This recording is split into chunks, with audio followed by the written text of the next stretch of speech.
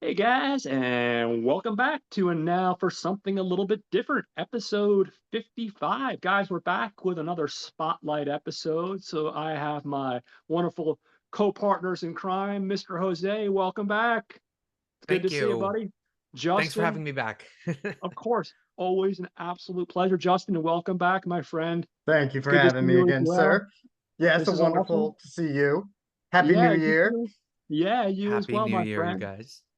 So today's exciting, guys, because we're continuing our second exploration of Mr. Jeff Bridges. And Justin, you picked this one. You picked an interesting one for you. Picked us 8 Million Ways to Die from 1986, starring Mr. Jeff Bridges and Miss Roseanne Arquette. Did I get the, or is it Rose? I think it is Arquette. or Roseanne. Okay. And Rosanna you think I Arquette, would yeah. get the I was wondering if I got the right name because she does what the Patricia Arquette, David Arquette. There's a whole family of those Oh people. yeah. Yeah. Yeah, but yeah. So I'm really excited to be talking about this film, like I'm always all of our choices, and I thought this was an interesting choice. Do you want to just let us know your in some insight into you, Justin? What made you select this one of all the possible Bridges choices? I'm curious to get behind the thought process. So I saw this about 10 years ago, didn't know anything about it and quite Yeah, enjoyed it. And yeah. every now and then I'll see somebody in the group or on Instagram bring it up. So I've been kind Mm-hmm. of itching for a rewatch. So once Mm-hmm. Bridges was selected for the spotlight, I was like, you know what? Perfect opportunity to finally revisit this. So Well, it really is an interesting one, and we'll obviously get into that. What's interesting about it is I do see it talked about occasionally, but I think it definitely fits the show because it's one that I feel like probably is talked about people like in the Gentleman's Guide and those type of circles, but I mhm. feel like the general public at large, I feel like it's not that they might not be aware of it, but I feel like it doesn't get talked about No, in the it's same it's regards as some of his other films. it's been lost to time, definitely, I Yeah. think. If you're not within the genre fans who are still digging it out, this isn't one that I think people will easily go back to, or it's not one that you're gonna find in many Jeff Bridges collections. So, I tried to put it in my collection, believe it or not. I tried to buy a physical media copy of this one, and for whatever reason, I think it must be out of print because people mhm, are getting like $40 for it. And I'm like, yeah, I mean, it's a good film, and I would love to mhm. pick it up at some point, but $40, it's a lot of money. But Yeah. luckily, good old Tubi came to the rescue, and Yeah, I was gonna say this one, I think when I watched it 10 years ago, it was on Encore, that oh, Starz okay, subsidiary. And yeah, I think this was on both. I think I watched it on Prime, but it was on both Prime and Tubi. So it wasn't hard to find streaming at least. It's just yeah, yeah, I think like you said, I think was it a Kino Lorber release? Because it seems like something they'd put out, and if it was, that would make sense Yes. as to why it's going for like 40 or $50 because they go, as I learned with River of Death, they go out a print pretty quickly. So they become in demand if you get them. So I always try to keep my eyes peeled on Hamilton book because you can get them for yeah. cheap before if they get any like overstock before it officially goes out of print. No, it's a smart move because I mean, like when we were talking about Hamilton Brooks, that worked out fantastic, because that Hmm. was a Lorber that got knocked down in price. And they do have they have a couple Jeff Bridges actually on Hamilton books. I think I checked recently. They have the Fearless on DVD. They have it on that, and a couple other Jeff Bridges ones. But yeah, no, the Hamilton books always comes through for us. So, They do. but anyway, Yeah, I always kind of get sucked into that. Like, if I see a film on streaming and I'm like, damn, this is good, let's get the Blu-ray. And then it turns out, Shout released it or Kino Hmm. released it, and then like it's out of print. And then I go on eBay and I'm like, do I really want to spend yeah, $85 for this with like whatever? And then of course I do it. of course, I'm But telling yeah, you, I'm it's a guilty as charged rare as well.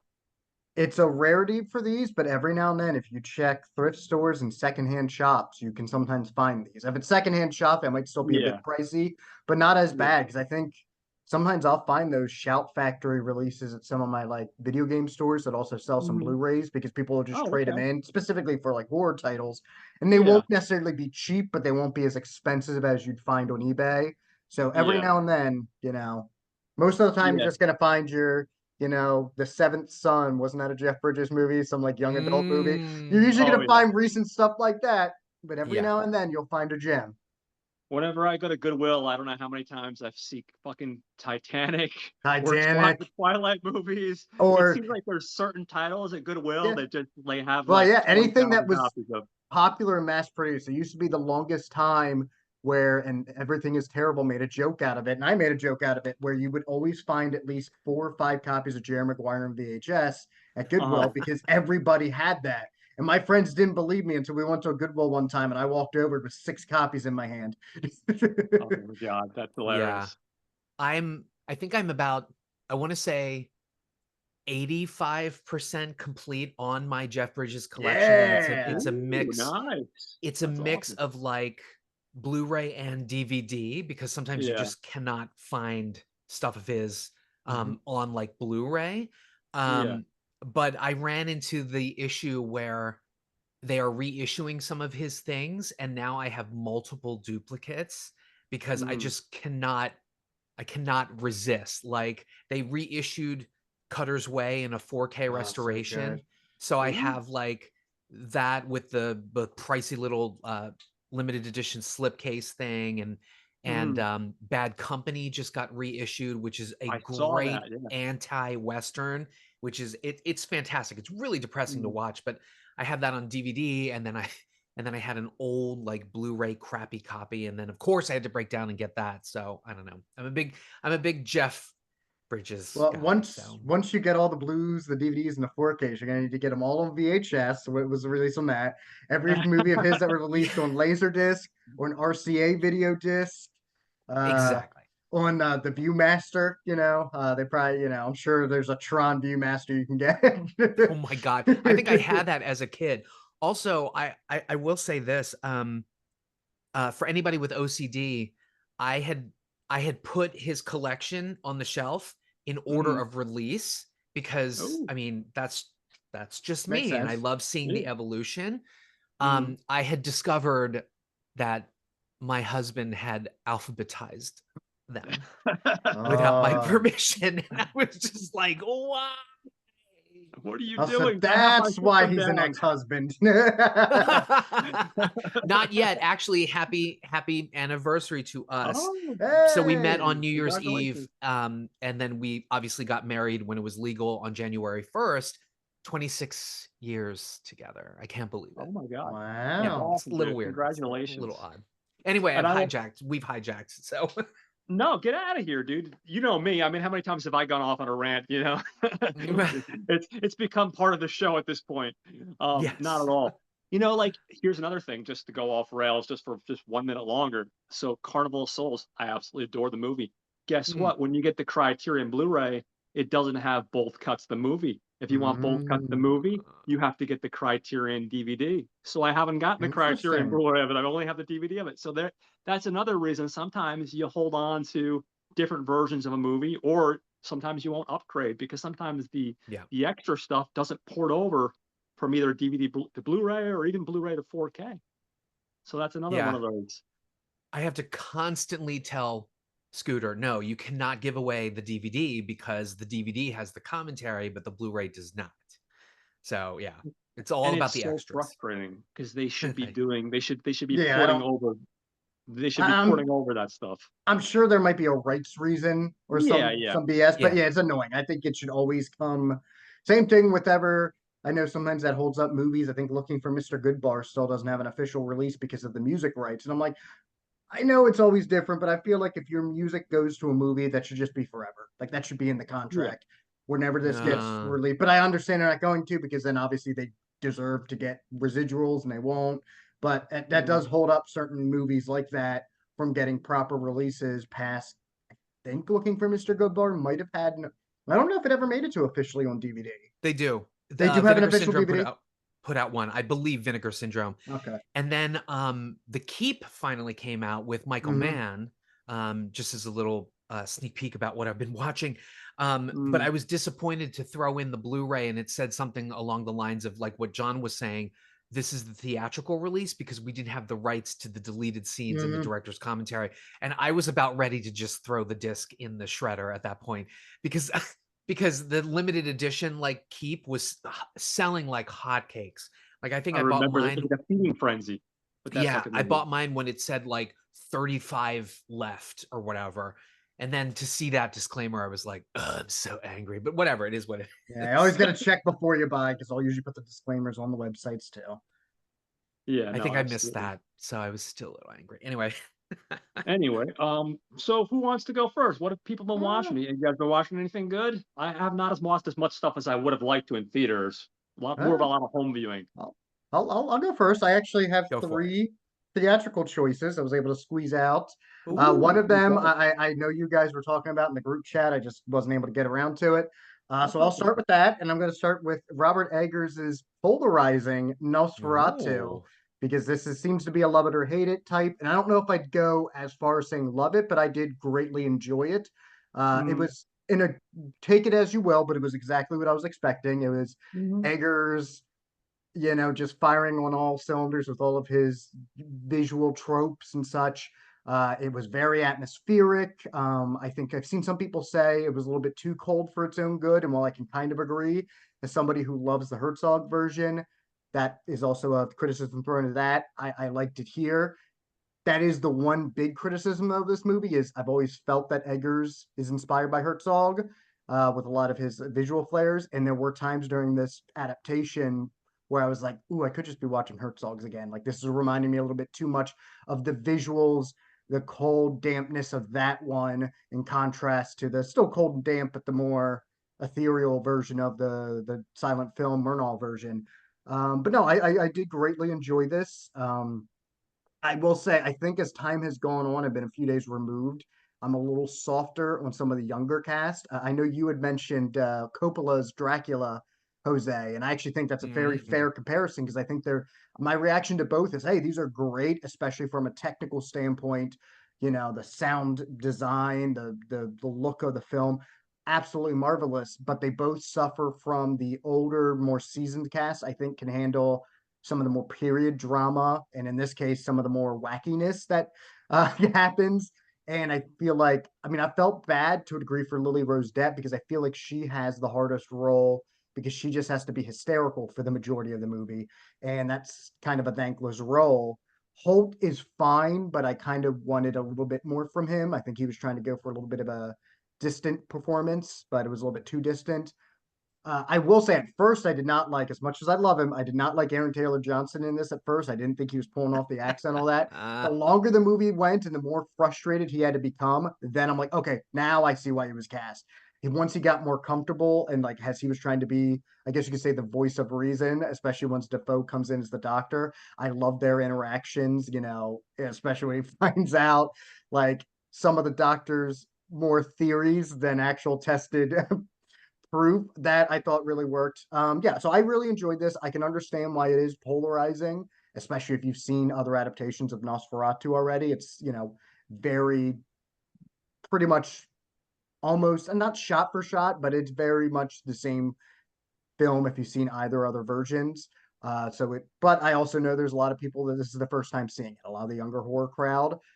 So in that case, if this gets them into more 70s, 60s, darker type material. That'll be good. I will also say I completely forgot that it was Bill Skarsgård as Count Orlok. His name is not Nosferatu. Yes, I know they refer to him as the Nosferatu. That's because that means vampire. All right, folks. And Right. that's why, as much as I love the Herzog version, the American title for that is the dumbest title because it's called Nosferatu the Vampire, meaning it's called Vampire the Vampire. Rant over, rant over. Oh, OCD rant attack. over, rant over. But no, I thought he was great, and I love the look. I love this Vlad the Impaler type look and weird sounds that he always affixes. I didn't even recognize it as him or think it was him. I genuinely thought it was somebody older. So he's probably the one young, and I guess Emma Corrin was fine too. She kind of the women kind of had a thankless role in this, and I think that was somewhat the point since it is about them being taken advantage of, which I'll talk about to a degree in the next movie. But no, at least from a theatrical standpoint, like this is one of those movies that maybe rewatches won't hold up as well. But when you get into a big theater and you get that sound going and the crisp screen, like this is a reason to go to the movie. So Mhm. for that reason alone, I did enjoy this. Trigger warning. If you don't see rats in any other Hollywood production in the next 2 years, it's because they were all cast Oh, in this one, yeah. and it creeped me the fuck out. Mhm. Also, Um, the mustache. Please, God, I did not like the Burt Reynolds mustache on Count Orlok. I For really some didn't. reason, I vibed with it, and I don't know. Like, it should have been. I think it's because it reminded me of Vlad the Impaler, but it should have been a deterrent. Like, because I would not have gone with that choice. Maybe it's just because at least that let it stand out from the other versions. But yeah, I mean, there were times he kind of he did look a little bit like Justin Long in Tusk when he Oh my became God, the yes. walrus. So So there like were Justin Long. times, but no, I did enjoy it. Um, I don't know why. I leaned over to Scooter and I was like, why are they dressing Aaron Taylor Johnson like Willy Wonka? So that kind of took me out of it too. I mean, down That to the hat and the trench that's coat. how And we all dressed back I, then. That's what yes. Willy Wonka was really big into 1860s Germany. Listen, I echo Justin's sentiments about how it cannot be overstated how amazing the cinematography is. Just these shots are absolutely amazing. If you belong to, if you subscribe to the American Cinematographer magazine, there is a really amazing interview with the DP and how they did the shots. I mean, just incredible. I happen to fall into the camp of it was not as great as people are saying, although I did love it. Um, I had unfortunately spoiled in a headline Lily Rose Depp's inspiration for her performance, and I won't do it here, but that knowing that and then seeing her, it destroyed her performance for me. And I know a lot of people are like, "Oh, she's so great. She's this," and I was like, um, but my problem with this film is that, and I think this harkens back to the original 1922 Murnau Nosferatu, which had a lot of, I mean, it's a silent movie. And so there was a lot of that pin closing fisheye thing, and then they would move on to the next scene. Eggers tries to echo that, and it seems like every scene has this crescendo, and then it hits a climax, and then it moves on to the next scene. And Mhm. it's just exhausting, absolutely exhausting. And I know that that's a tip off to the original and then to Herzog's Nosferatu as well. But it was, I don't know, it felt like too much in a big theater. Um, but I can see why people love it. I mean, it's Eggers. Mhm. How much can we say that about new directors now to watch his like fourth feature and say, well, it's Robert Eggers, right? Yeah. But I think I fall more into the Eggers that I saw in The Northman and The Lighthouse and his narrative visual storytelling there versus the Nosferatu, the Witch Eggers, which I think our younger viewers are going to definitely attach Agreed. on to the horror Eggers. But he's certainly an amazing filmmaker. Yeah, I will say The Lighthouse is definitely, in my opinion, my favorite of his, and it's the best because I think it's the most Eggers. I quite enjoyed The Northman as well. That's usually not my forte, that Wheelhouse. type of Yeah. material wheelhouse, but like that won me over, and that was a great theatrical experience. And the Witches one, that's I think maybe some of the reasons I have a little bit more familiarity with Nosferatu. But I remember seeing The Witch in theaters and liking it and coming out, but that same thing that people are saying about this one being too cold. I remember Yeah. having that feeling the first time, and it's grown on me. But I also remember coming out even after that movie, it was already being talked that he was going to do Nosferatu, and I was like, okay, that makes sense though. He seemed like the perfect fit for it. But sometimes I think being the perfect fit, sometimes it can be almost too perfect, if that makes any sense. And maybe that was Yeah. why some of it. I'm curious to see what he does next. Now, I will say, and we all do this, and more power to people. But I don't like when I see people going, "Oh, I want to see him do Phantom of the Opera, this and that." I'd like to see him go do something like The Lighthouse again now. Like go Yes, back to that, please. but like when I think it's because it's hard for us to say what we want to see them do unless we say a genre. Because heck, we never said we want Quentin Tarantino to do a vampire movie. We just say we want to see him do a horror movie. But other than that, it's easier just to latch on to something that is a pre-existing entity. But like I'm always like, just show me something I don't know. Like I want to see something I don't know about yet. Like I don't. It might not be completely original by the time it comes out, but it's still your like idea, like The Lighthouse. You know what I mean? It might still share ideas with like male bonding and that, but it's its own unique entity. So I don't Yeah. mind if he eventually does something like Phantom of the Opera. I thought I saw there was a rumor that he was going to do Labyrinth, but I think that was just people being people. Actually, I think you're right about that. I think he's going to tackle that next, I don't but know about that. I really want him to do something like The Lighthouse, because that's, out of all of his films, that's the one I've seen at least 3 or 4 times. Yeah, that one is by far, I think, which is fitting because if I'm correct, unless I'm getting stuff wrong, Lighthouse was an A24 release, if memory serves correctly. And the next It two was. movies I saw in theaters were both A24 releases. How's that for a segue? Wah, So Ooh. wah. starting with Baby Girl, which Oh. I'm conflicted on because I did like it. Nicole Kidman is very good in this, and Salt and Pepper Antonio Banderas is not only a very good performance, but also dreamy. Uh, but so I going in, I liked the fact that this is more about power, and even though the trailers make it seem like it's going to be more like an erotic thriller, and there's I guess Mm, some elements of that, it's less about that, and it's more commentary on power, how we use it, how we also view women in power. Because now, if they do something similar that a man does, do we treat them differently because it? Are we going to put it under the rug because we just want women in power to be successful? Are we going to hold them as accountable? Is it still abuse? Do we view it as abuse when it's an older woman and a young guy who might be legal, but if the roles were reversed? I liked a lot of the themes that were at play here, and I think the fact that the resolution to me wasn't as satisfying and might be the point. Like, it's a whole film about power and satisfaction not being what you want, but I feel like that ending kind of just rushed itself, and it doesn't nothing really wrapped up well enough. But I still liked it. I was still invested in their power play relationship, her and the young Dreamboat. Um, uh, oh, Harris Dickinson, I yes, love he was him. he was good in this, and he was very dreamy. I like some of the monkey wrenches thrown in there. I know there have been complaints that they could have used more sex because the sex that's in here, especially by it's tame for Hollywood standards, especially by today. It's Ah, not too, damn. it's not but I didn't mind it because I didn't feel like it was a movie about sex. It was a movie about power. I don't think showing more would have hurt.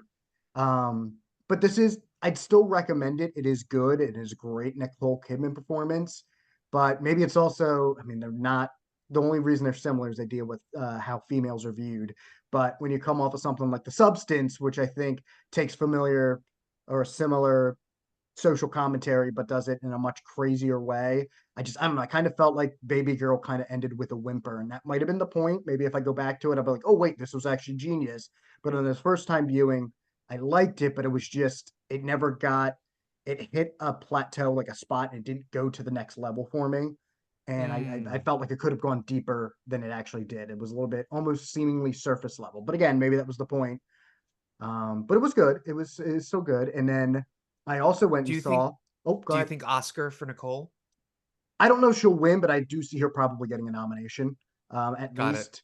I Also, guess, some are saying it's kind of an undercover comedy. yeah. I mean, there's more comedy in this than I was expecting. Which makes it a little bit more, I think, human. I think sometimes getting away from Mm. that, but I don't know if I'd go undercover comedy. But it's definitely a drama that doesn't shy away from having like humorous moments. And I think, without spoiling it too much, I kind of like the fact that the trailers kind of mislead you a bit into how their relationship is, because that makes it Mm. more challenging as you're watching it, as you see the actual scenes unfold. It's not as cut and dry as you think it is, um, from those Got it. I was trailers. expecting 50 Shades of Grey. Yeah, it's not quite like that, which I guess Yeah. since it's A24, well, though they've been getting a little broader. I mean, Y2K was a very broad comedy, and it had its amusing moments, but especially after Brigsby Bear was definitely underwhelming, but that's a different topic. Yes. And another A24 movie that I also wish had more sex in it, that was Queer. Luca Guadagnino's Queer, which I lucked out Oh. that my local art house theater got this because this was supposed to go wide, I think the week of or week after Thanksgiving. It was all Mhm. set to actually show at my Regal. I was like, oh, cool, it's showing this weekend. I go to the weekend, it's no longer there. I went on Regal Unlimited online. A24, I guess, went from having like 1,200 theaters to pulling it down to like 600 or so. And none of the What? theaters near me had it. I guess they just got cold feet on it. But my art house theater will usually show the A24 movies like they did Nora a few weeks after their wide release because it's A24 and the crowd will still go. So I was able to see this still in a theater and support a local art Nice. house theater. And this was good. The best way of describing it is it's a gay Hunter S. Thompson movie. I heard a lot of people referencing Fear and Loathing in Las Vegas coming out of this How because does that happen? basically the tone is very similar to Hunter S. Thompson, where it's very wacky in some of its visuals, more like a Gilliam movie or a little bit of David Lynch. But the idea where there's Mhm. not so much a thorough, streamlined plot. Yes, there's not so much a love affair, but Daniel Craig falling in love or being infatuated with a younger man that he's trying to discover. Is he gay or not? But a lot of it, especially, it's broken into 4 chapters, and the first 2 chapters, especially, are just him in Mexico. He's a writer, kind of just existing. So it's more of a stream of consciousness type movie. He Mhm. interacts a lot with the locals. One of them was Jason Schwartzman, who was a little chunkier in this, and I almost didn't recognize him at In first. Mexico? Yeah, In well, it's Mexico? so in Mexico, it is a little spot where it's like Americanized portion of it. Like there's somebody, a lot of Ah, these people, you'll find out why, and I won't spoil why he lives in Mexico. He's not just visiting now. So it's a lot of these like gay gentlemen, expats. expats. So it's Yeah. still in Mexico, but we're kind of just seeing Americans are basically kind of, and the Brits kind of coalescing, lost in translation style, maybe, Mm. strangers in a strange land. Where it falters for me is the third chapter gets, I won't say where it goes, but it gets very wacky, and I don't feel it worked in the tone of this movie, even though I think that's the most Hunter S. Thompson portion of it, or the most Fear and Loathing at least. And there's Yeah. some of that elements in the epilogue, but I feel that had more of a power and resonated more with the first 2 chapters. That third chapter really cuts some of the momentum out and takes a film that I think could have went to great territory and just made it good. But I didn't mind the more meandering moments. I think I kind of liked that approach more, where it was just a slice of life almost. Once it tries to have a more streamlined plot, is where I think it kind of, not that by this movie's standards, I should say, it kind of loses it. And I will say this: there is some nudity. You do see Mm. the occasional dong, but we needed more. And Yeah. listen, Daniel Craig was good in this, but if he really wanted to show how good and different he could be in an acting role, he would have deep throated that cock on camera instead of using forced perspective shots. All right, come on, What forced Daniel. perspective? Screw that. Damn it.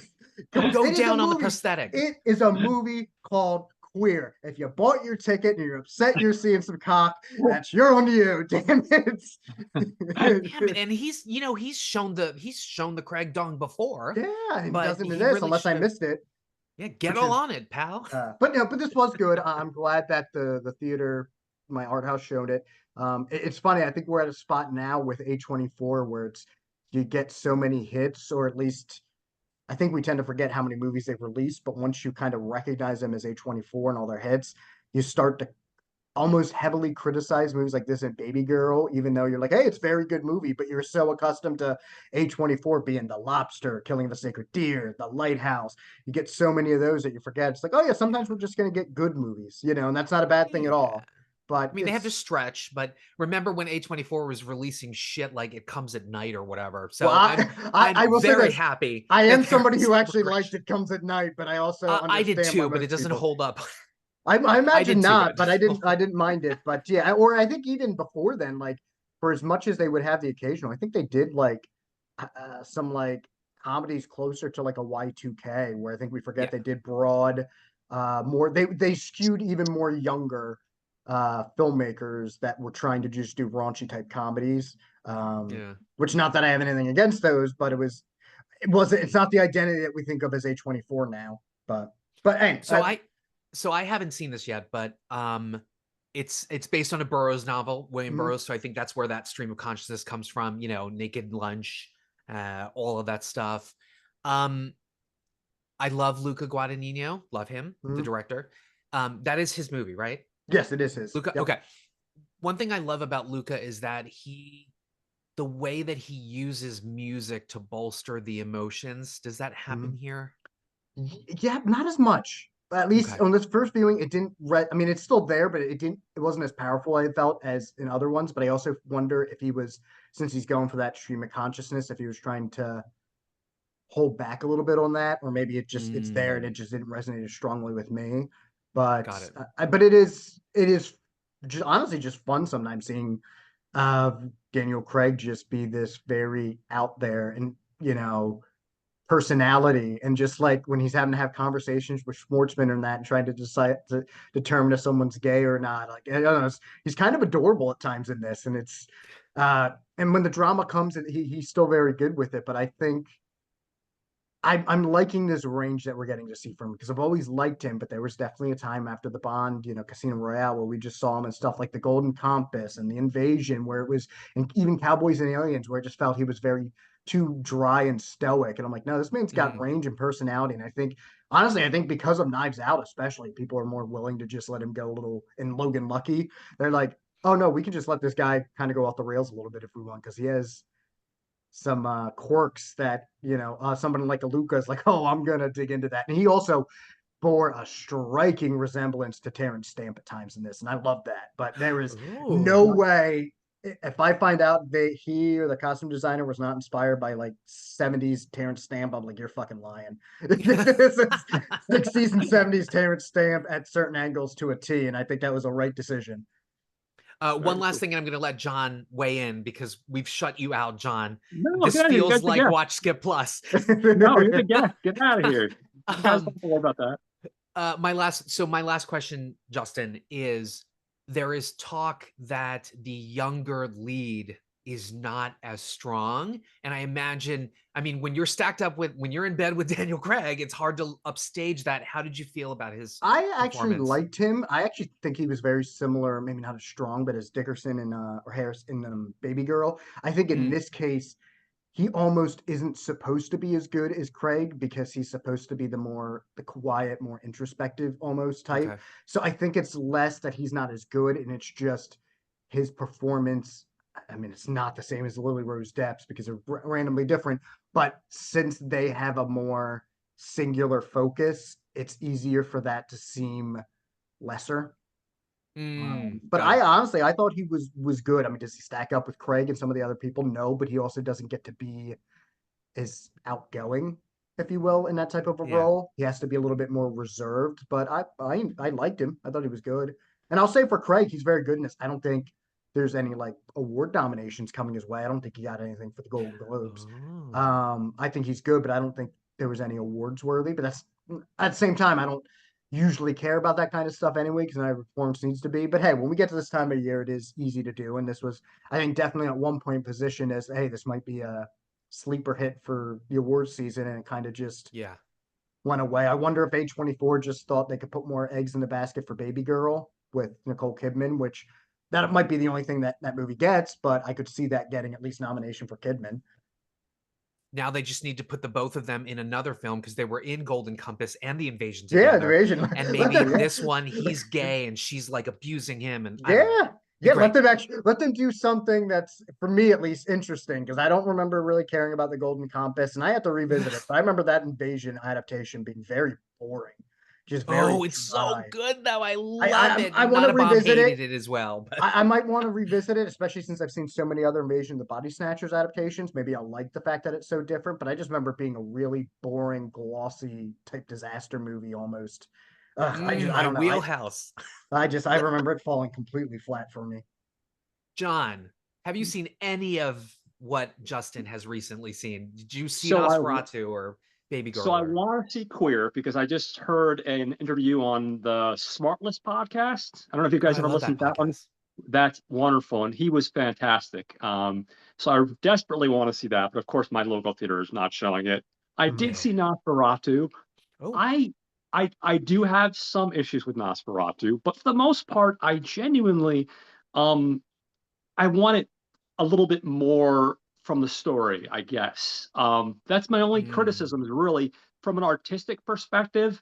I think the directing was beautiful. The shots were gorgeous. I actually liked that ending, even though the ending was crazy with the bed. You know what I mean? Like there was a lot to like about the movie. I felt like some of the actors, like Skarsgård was fantastic. This totally redeems the fucking Crow, and some of his other movies. But I thought he was fucking great. Holt, I love Holt, and I'm so glad to see him get so many opportunities. Like this year seems to be his year.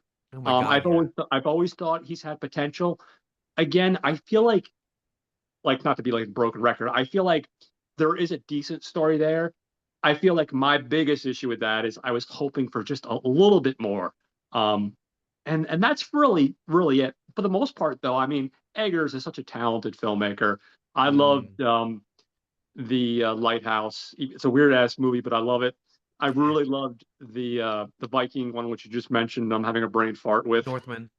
Northman. I love the Yeah. Northman, and you know, I haven't seen The Witch yet. It's been on Prime a million times, and Interesting. I have to see that. But I've appreciated everything he's done, and like you guys echoed earlier, even if I wasn't 100% in love with this, he has such a distinct voice that you have to respect the fact that his voice is so distinctive, because we're in a world where not every director is distinctive. There are a lot of gun for hires, and you could walk into a movie and not know who directed it. But this guy says, this is me and this is who I am as a filmmaker. And you're going to walk into one of his films and you're pretty much going to instantly recognize, okay, this is a Robert Eggers film. So yeah, I would say that. Now, real quickly to circle back to Queer, I'd love to see Nicole Kidman go back to working with Mr. Lars von Trier, because I'd Yes. love to see her follow up and do the Dogville trilogy. She did Dogville, which I absolutely love Dogville. Then they recast for, was it Washington, which wasn't a bad follow up. They took Ron Howard's daughter, whose name I Bryce can't Dallas remember. Howard. Yep. Yes, she was good, but there was supposed to be a third movie and it never happened. So I'd love to see her go back to that, because I think that would be great. And that's a Lars von Trier movie that I absolutely adore. And even though the last Girl with a Dragon Tattoo movie was not my cup of tea, I still love them to go back, because there's two books that they haven't touched. And maybe Daniel Craig still looks like he's in his early 50s, but he still looks great. He still looks like a Yeah. guy that could probably pass for mid 40s, maybe even early 40s. Totally. I still think you can tap into those there's the first three books, and then that other movie that was made that was based off another writer that just took the property. And like I said, it Yes. was okay. The Girl in the Spider's Web. Yeah, but I would love to see them go back to that, because I really enjoyed that first movie. I mean, obviously, I enjoyed the original trilogy as well. Um, but yeah, those are things I would love to see out of both those actors. But I do love the fact that Craig is finally starting to stretch his wings and show that, like, I mean, he's always had talent, but just show like, hey, I can dance in this era, this arena. I can do this. I can do that. You know what I mean? It's always good to just show us more of what you can do. Just, And Ooh, he what's needs to Ben, nice I show get a us about those deep musical. throat. Yeah, he just needs to show us those deep throating skills. That's all I'm saying. All I'm saying, you would have gotten an Oscar for that. show us that Totally. dog. I know, Justin. But yeah, did you just say musical? I'd like to see him in a musical. That's a I good. would like to see I Daniel would Craig love to dancing see and him. singing. I would love it. Yeah, Him and I Nicole think Kidman in a musical. there we A24. go. We have given you the next movie. I mean, Boom. listen, Nicole Kidman did Moulin Rouge. Come on, she can do musics, you know? And you know what? Yeah. Let's have Lars von Trier direct it because I want to see what a von Trier musical. Oh my Absolutely. God, it'll be Absolutely. Dancer in the Dark all over again. Yep. They'll both Yeah. commit suicide at the end. John, Yeah. I was gonna say that so I love David Fincher, but lately he has been disappointing me. It seems like he's just disappeared into the streaming universe. Like I think his next Yeah. movie is also True. going to be streaming, but hey, Netflix, you're spending a shit ton of money on stuff. Why not let him complete the trilogy on Netflix? Hello. Yeah. But I mean, yeah, nobody's doing anything with it. I'm sure that the original owner, whether it's his wife, the original writer I know died, but his wife or whoever, if you throw a big enough paycheck at her, I'm sure she'll take the money. You know what I mean? You hey, might as well why do not? something with it. And the thing with Fincher, he's like a lot of those directors, like you said, the last couple of things I haven't been blown away by. I don't think they've been horrible, but he's one of those guys, when he's on fire. And when he's Yeah. off, it's still not god awful, but you can see the decline. And I'd love to see him do something amazing again, you know?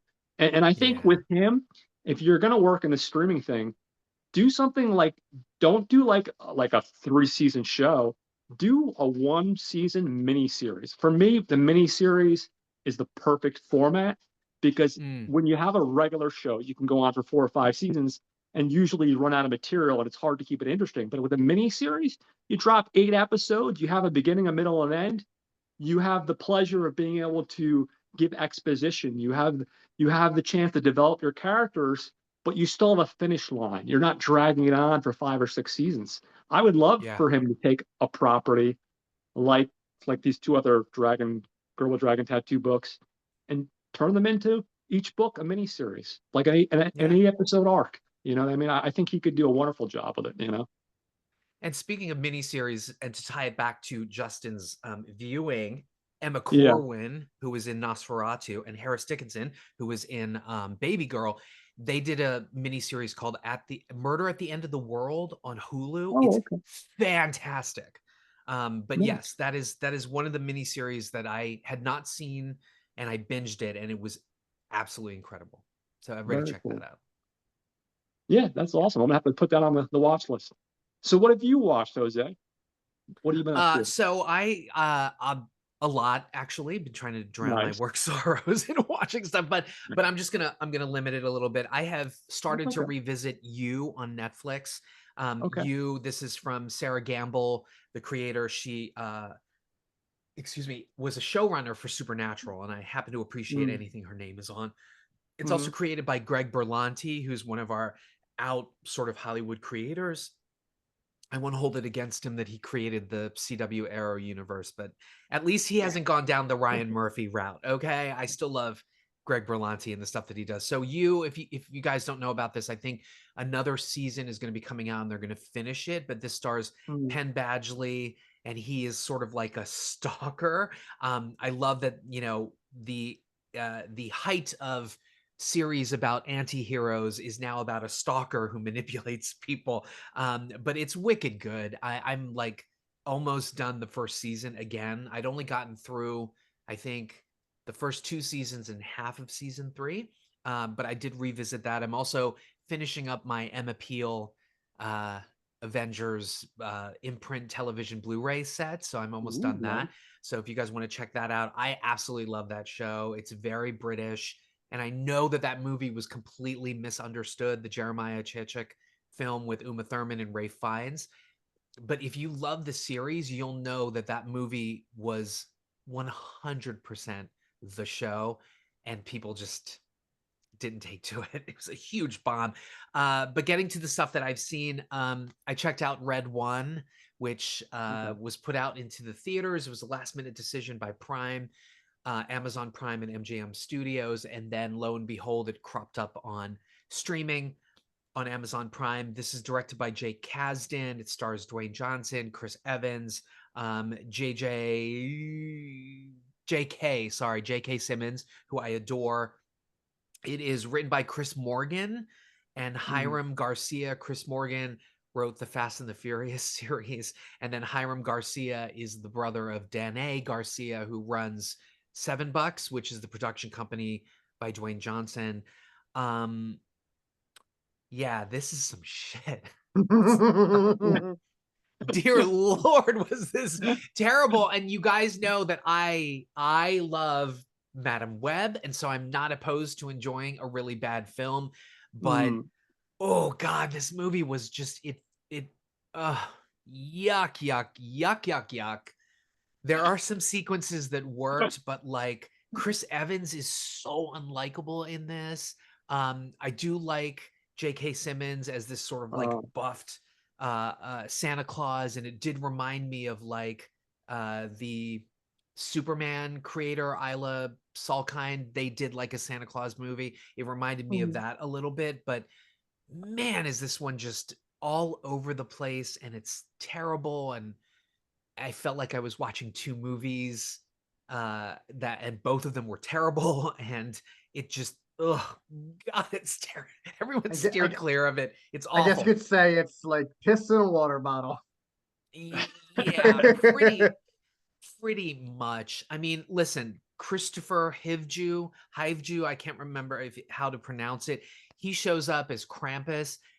That little bit about like Krampus being the brother of Santa Claus and them having a falling out and this and that, that worked. I liked that, but Mm. everything else, I mean, they literally try to open up like I imagine if there's another movie like this, the Easter Bunny's going to get introduced and all these other like supernatural like holiday people are going to be introduced because But Lucy Liu is part of like this organization that runs security for like Santa Claus and all these other supernatural entities or whatever, and they look out for things that get, you know, that violate their sort of order of supernatural properties or whatever.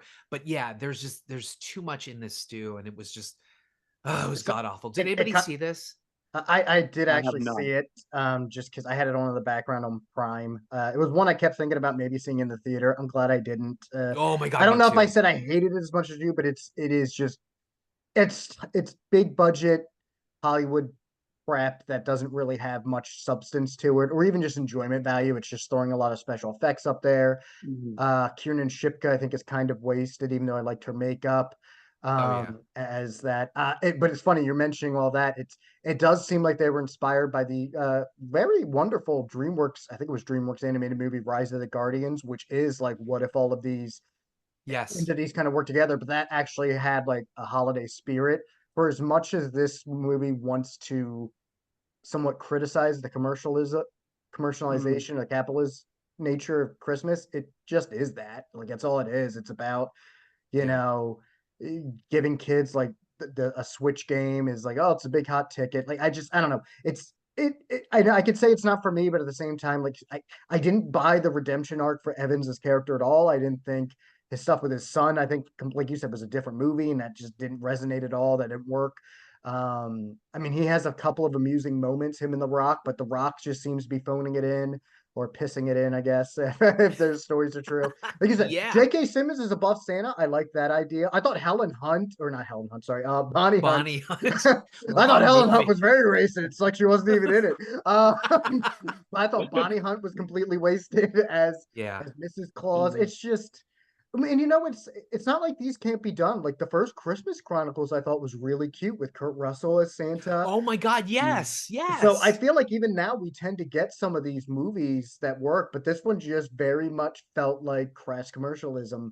And even the Krampus stuff, I kind of like that idea, but like for whatever reason, maybe it's just because Krampus has become a bit more popular nowadays. It was weird that they were trying to sell it like this is the first time anyone's ever heard of Krampus, even though he was a pretty big selling point in some of the merchandise. So like, I'm Yeah. like, I'm I pretty have sure that Chris, mug.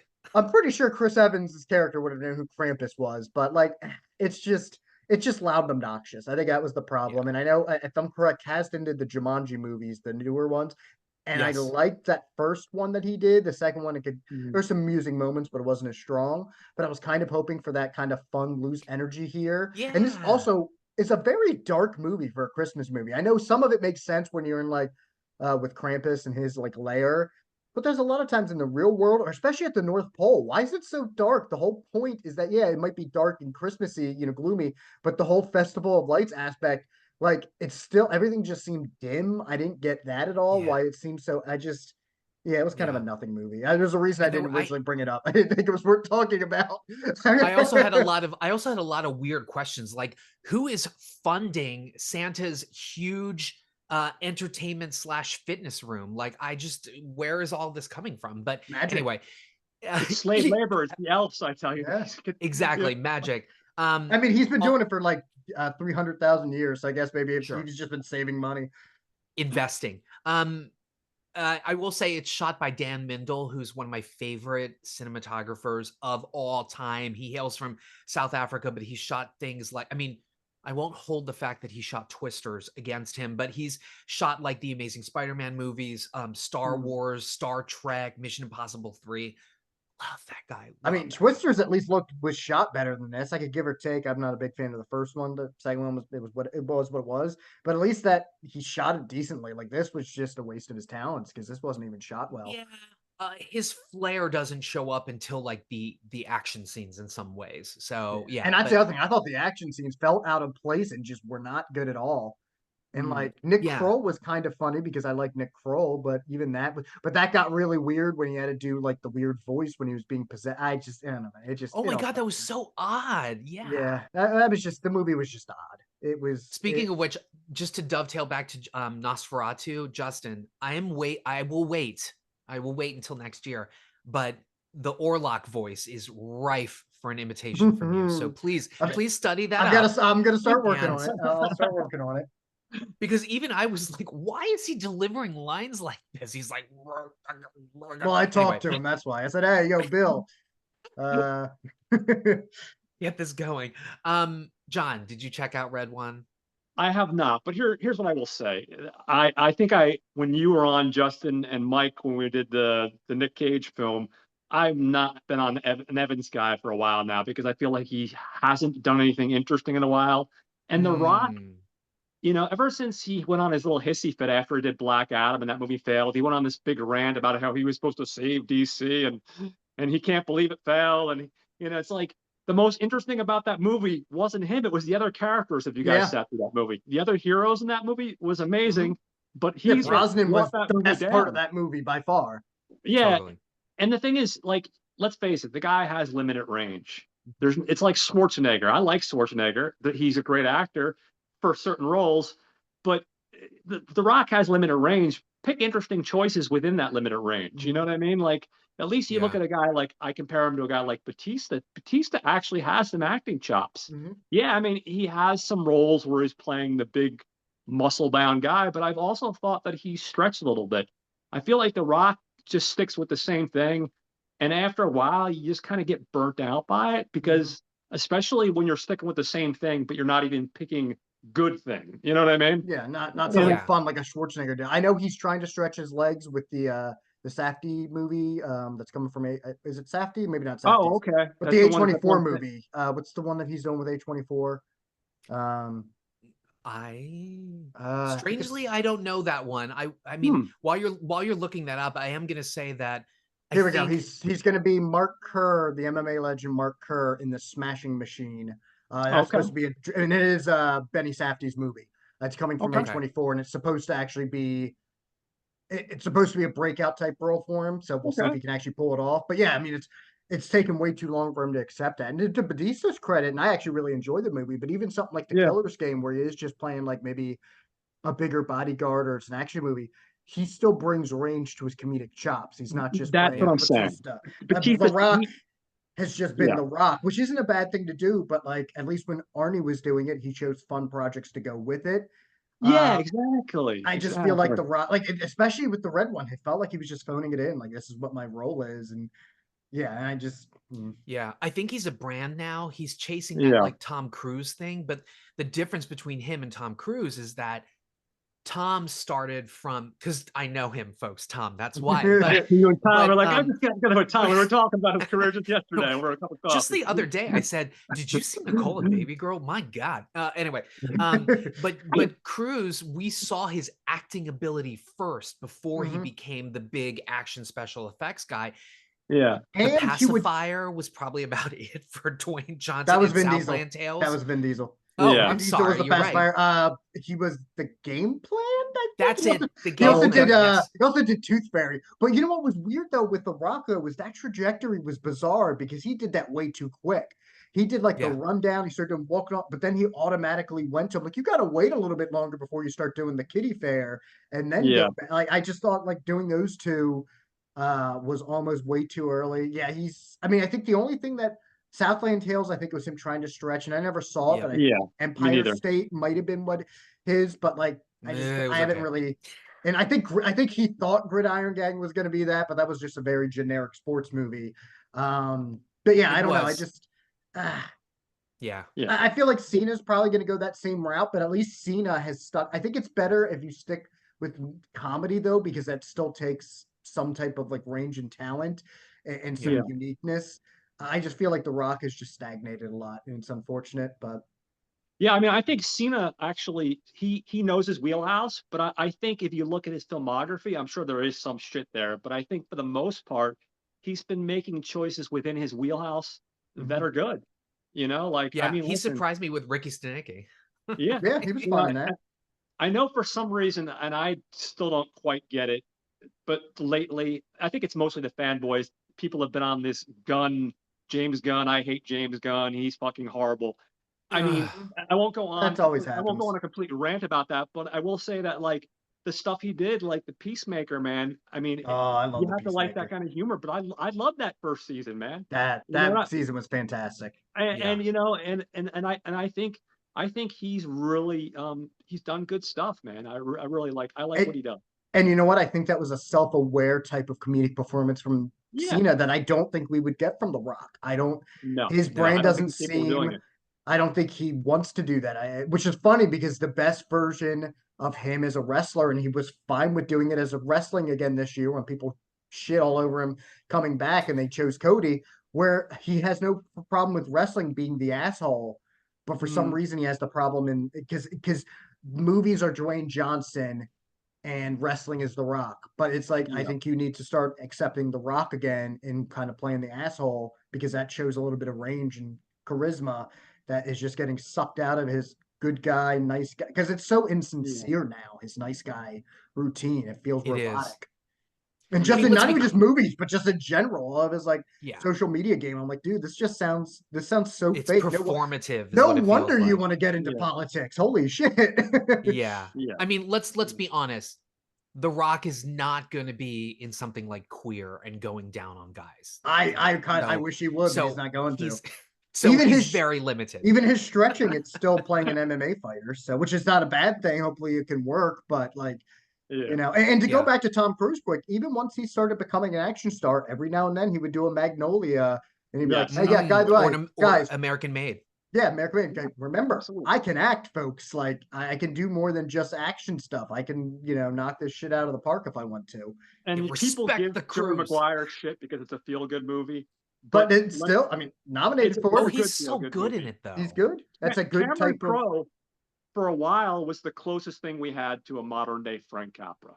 Mhm. Yeah, In my opinion, for a period of his career, when he definitely. was on top of his game, he had that same kind of feeling you got when you saw and at least in my opinion, like No, when I he was on agree. top of his game, he had that going before his career went Totally. down the sugar. But yeah, and he was great in Jerry Maguire. He was great in Magnolia.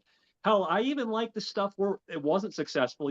Like, Cocktail. I know people don't like that movie, but I love the hell out of Yeah. Cocktail. I love the hell out of Days of Thunder. I know, again, people are like, what the fuck? You like those movies? But, Hey, I again, didn't hate Vanilla Sky. me I neither. still have to see Me Vanilla neither. Sky actually. Yeah. Have you Oh, seen the original, it's the Cameron Crowe, isn't Open it? Your Eyes? I haven't seen that one either. I have to That's see worth both. seeing that too. Yeah, it's both good. But Yeah. well, Anyway. John, we did it. We got Justin talking about wrestling. Yay!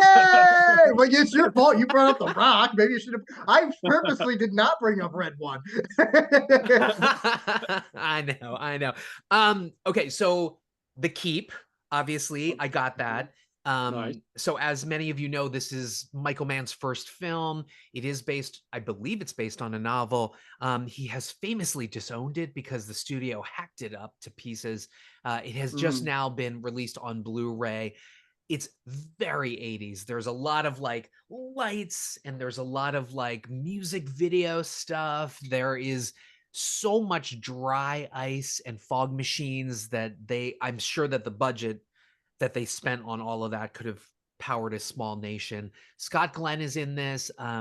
Gabriel Byrne. Who else is in this? Alberta Watson. She's gorgeous. She's a Canadian actress, if people know who she is. But Jurgen Prochnow from Das Boot is in this as well. Ooh. It's an interesting film because it definitely has some lofty metaphysical sort of ambitions about it. So it's about a bunch of Nazis that end up they get detailed to sort of babysit this fortress, which I guess is on the line in between, like, wherever they're supposed to be, and they end up going into this fortress, which has all of its big open space. It seems to be keeping something in. There's something supernatural in there, and it has lofty ambitions about like good versus evil and what happens, when really evil men or really good men get sucked into wanting to commit violence in what they think is a way to be higher to God or something like that. And then Scott Glenn shows up as this like pseudo Jesus Christ kind of figure who's supposed to keep the evil in there, but then he bangs the Jewish girl. I don't know. Ian McKellen is in this also. A lot of this is really confusing, but it looks beautiful. I would love to see a director's cut. But yeah, people should check this out Yeah. because Awesome. you could not find this anywhere. I have two Honestly. comments about that movie. One, just before somebody gets on this, it's actually Michael Mann's second movie. Thief was his first. Okay. Oh, okay. Which Got it. was Got it. what a Got it. debut because I love Thief. Two, I was lucky enough to see this on 35 millimeter at the Mahoning Drive-In a couple years ago, and it is a Ooh. really nice print. Yeah, it's a very confusing movie. You can tell it's hacked to pieces, but it does have a beguiling power to it that I have a soft spot for it. But I do Yeah. so badly want to see the actual one. I don't know if we're ever going to the full-on director's cut because I think the actual long version of this will be coherent and those themes will actually land. But as it is, Well, it's we hope. what we hope. I at least want to see the attempt, because at this Yes. point it is clearly a chopped up movie, but it is still a fascinating one. And to your point with Scott Glenn playing a Jesus Christ like figure, I mean, that's just Scott Glenn. You know what I mean? He's the closest thing we have to a living JC. I mean, But no, Native American and Irish folks is where his wonderful good looks come from. right. But yeah, it's. I always tell people it's worth checking out, and I would definitely need to pick up the blue. But I also I do warn people that it's not necessarily a coherent movie, because I know sometimes I'll recommend it, and then people will be like, "Dude, that was a mess." I'm like, "No, I know it was, but it's a fascinating mess." Yeah. And just the look of it. I mean, we were talking about Eggers and Nosferatu. This has such a distinct and beautiful look that even though it really falls apart, it's such an interesting watch, And a young Ian McKellen, like the cast is out of control, awesome. So Robert Brodsky's in there too. He plays like this like Carpathian like priest who's like rah. Anyway, just chewing the scenery. I love it.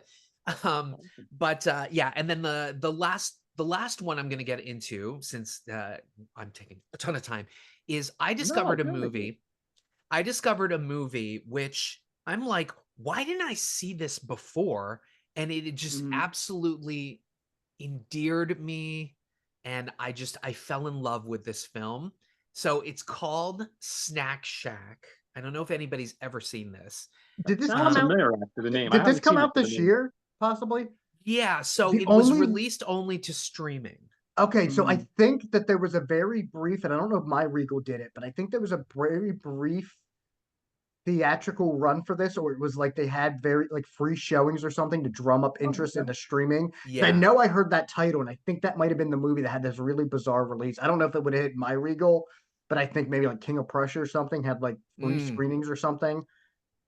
So this is directed and it's also written, I believe. Yeah, it's written by a gentleman named Adam Riemeyer. But he has also directed a film called Dinner in America, which is getting a resurgence now because Kyle Gallner starred in it. Actually, it's Gallner. Kyle Gallner starred in it, and with the recent success of Strange Darling, Gallner on X was able to start a grassroots campaign to get Dinner in America shown in different places. It's actually now on tour, which is kind of cool. I believe it's also streaming on Hulu, so you can check that out. But he has done the movies, the Bunny Game and Jonas, but he's also a cinematographer. So this film, Snack Shack, I don't want to ruin too much of it because it's definitely what it reminded me of is mixing licorice pizza with, say, The Breakfast Club, or like those sort of like raunchy like 80s comedy sort of risky business kind of things or whatever.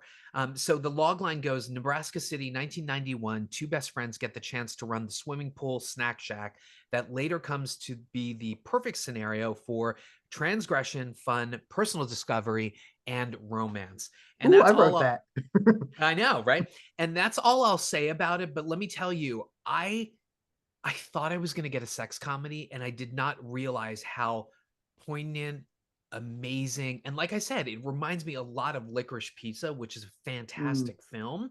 And it'll be very evident why it reminds me of Licorice Pizza once you watch it. But it stars some unknowns. The most known character or actor that you will probably know is the co-lead, Gabriel LaBelle. I was actually watching this movie. I fell in love with this guy, and I was like, "Oh my god, he's so sexy and talented and wonderful." And then I realized he played the Steven Spielberg analog in The Fabelmans. So Oh, okay. very promising future for Mr. LaBelle. And strangely, I found out who his father was, who is also an actor. And when you pull up his face, you will absolutely be like, "Oh, that guy." But his father is. Hold on, I'm going to look this up. Got Glenn? No, Oh, The Rock? Rob. No. No, not The Rock. His father is Rob LaBelle. Um, Why does that and name I'm sound familiar? since we're all on video, but that's him. You can see his Oh, distinct yeah, nose. yeah. Um, but yeah, Rob Oh, LaBelle, okay, yeah, I know Rob Bell. and I was like, oh, that guy. He's one of those character actors that has been in a million things. But let me tell you, I've seen Snack Shack like twice now, and I Mm, adore the movie. I absolutely love it. right. Everybody run out and see it. I think it's streaming on like Netflix or Prime or Paramount Plus. Actually, no, it's an MGM studio, so it's on Prime. Everybody run out and watch it. It's so good. Very cool. I've actually saw that one on Prime, and I saw the trailer, and it looked interesting. So it's actually on my watch list. Yeah, Nice. so good. Very cool. Um, I actually got a bunch of stuff in too. I didn't get to the theater too much. I'll talk briefly, even though I didn't write it down. So of course, because I love animated stuff, I saw the new Sonic movie, and if you Hmm. like the other two, Ah, you'll like it. It's It's cute. cute. Yeah. Nothing mind blowing. Again, the second movie I'll talk about just for 2 seconds is the Lord of the Rings animated movie, War for Rohirrim, which takes place like 100 years before the events of Lord of the Rings. It sucks because it was only in my theater for a week, and even though it's a It was Lord of the only in Rings, most theaters for a week, unfortunately. yeah, yeah. and I don't understand it. Like, some people are saying mixed reviews on it. I'm telling you, if you obviously you have to be a fantasy nerd. If you like the Lord of the Rings, you're gonna like this. It takes place 100 years before the events of Lord of the Rings. It's basically this town of Rohirrim. It's getting invaded by a neighboring town. The king dies, and the daughter is called to beckon to the call to be the hero to defend the town against these marauding invaders. But you've got people like Brian Cox involved doing voice acting, and a Ooh. bunch of other people. A little over 2 hours, so it doesn't overstay its welcome. The animation is absolutely beautiful, and it's definitely worth seeking out. I would say now I didn't see the Lord of the Rings Amazon Prime show. I just didn't get around to it, but I have seen the movies, the regular Lord of the Rings movies. I did see the Hobbit movies, which I was they were okay, but they were bloated. They were a bloated mess. Um, I'd say after the live action Lord of the Rings movies, this is probably up there as far as property that was adopted from Tolkien's work and done successfully and done really well. So, and like I said, I think people just slept on this for whatever reason. I'm so shocked that it did so poorly. Like literally, Yeah. me and my fiance went. There might have been 15 people in the entire theater, and I was Mm. like, "What the hell? Like this is the kind of thing nerds should be like clamoring to go to."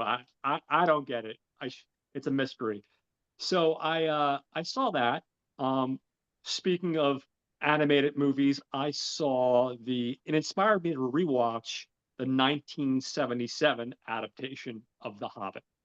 I fell in love with this when I was in third, fourth grade. Back in the day, I Yeah. used to be able to go to the library, and the library let you use one of their rooms, and they'd have like a VCR set up. So I remember going in there and Ah, seeing yes. that for the first world, and just falling in love with the world of fantasy in general. You have people like Orson Bean playing the main role, Bilbo the Hobbit.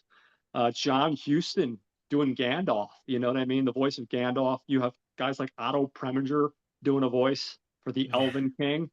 And then on top of that, you have Jules Bass and Arthur Rankin, just two top-notch guys in the world of animation.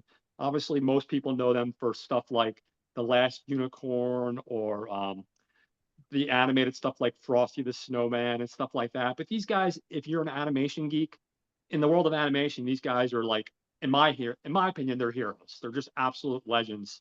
And this movie does successfully what those live action Hobbit movies did not do.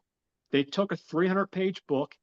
I think the movie is a little over 2 hours, and they successfully Mm. adopted the book into a really enchanting and charming animated film without overstaying its welcome, without being bloated. Now, in all fairness, I will say to Peter Jackson, when he did make the adaptation of the three Hobbit movies, originally that was supposed to be Guillermo del Toro was originally supposed to do that. Mm, Those movies. He bailed because he didn't realize he was going to have to spend 6 years of promoting the movies because the movies were going to be released, I think, every 2 years. And he was going to have to spend effectively 6 years doing the press junkets and doing all that stuff. And at the last minute, Peter Jackson did have to step in. He did have to rely on CGI. That wasn't supposed to be the CGI shitfest that it was, because like most of the effects in the Lord of the Rings movies, there was some CGI, but there was a lot of practical. Peter Jackson, at the last minute, he had to step in and kind of save these three films.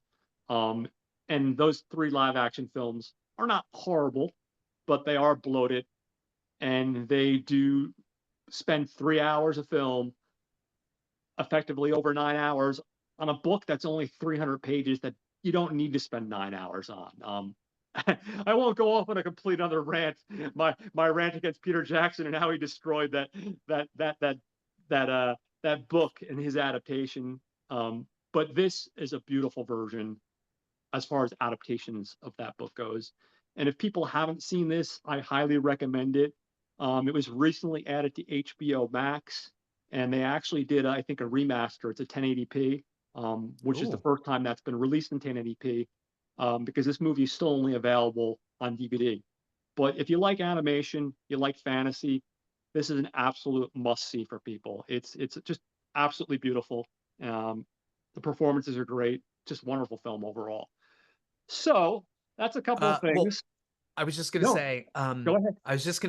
I as a kid growing up, I had actually seen this, but I Uh-huh. had also seen the Ralph Bakshi Lord of the Rings, and these are Yes, yeah, two different movies, obviously. So Rankin yeah. and Bass, like you had said before, they had done like, kid stuff, like animation and stuff like that.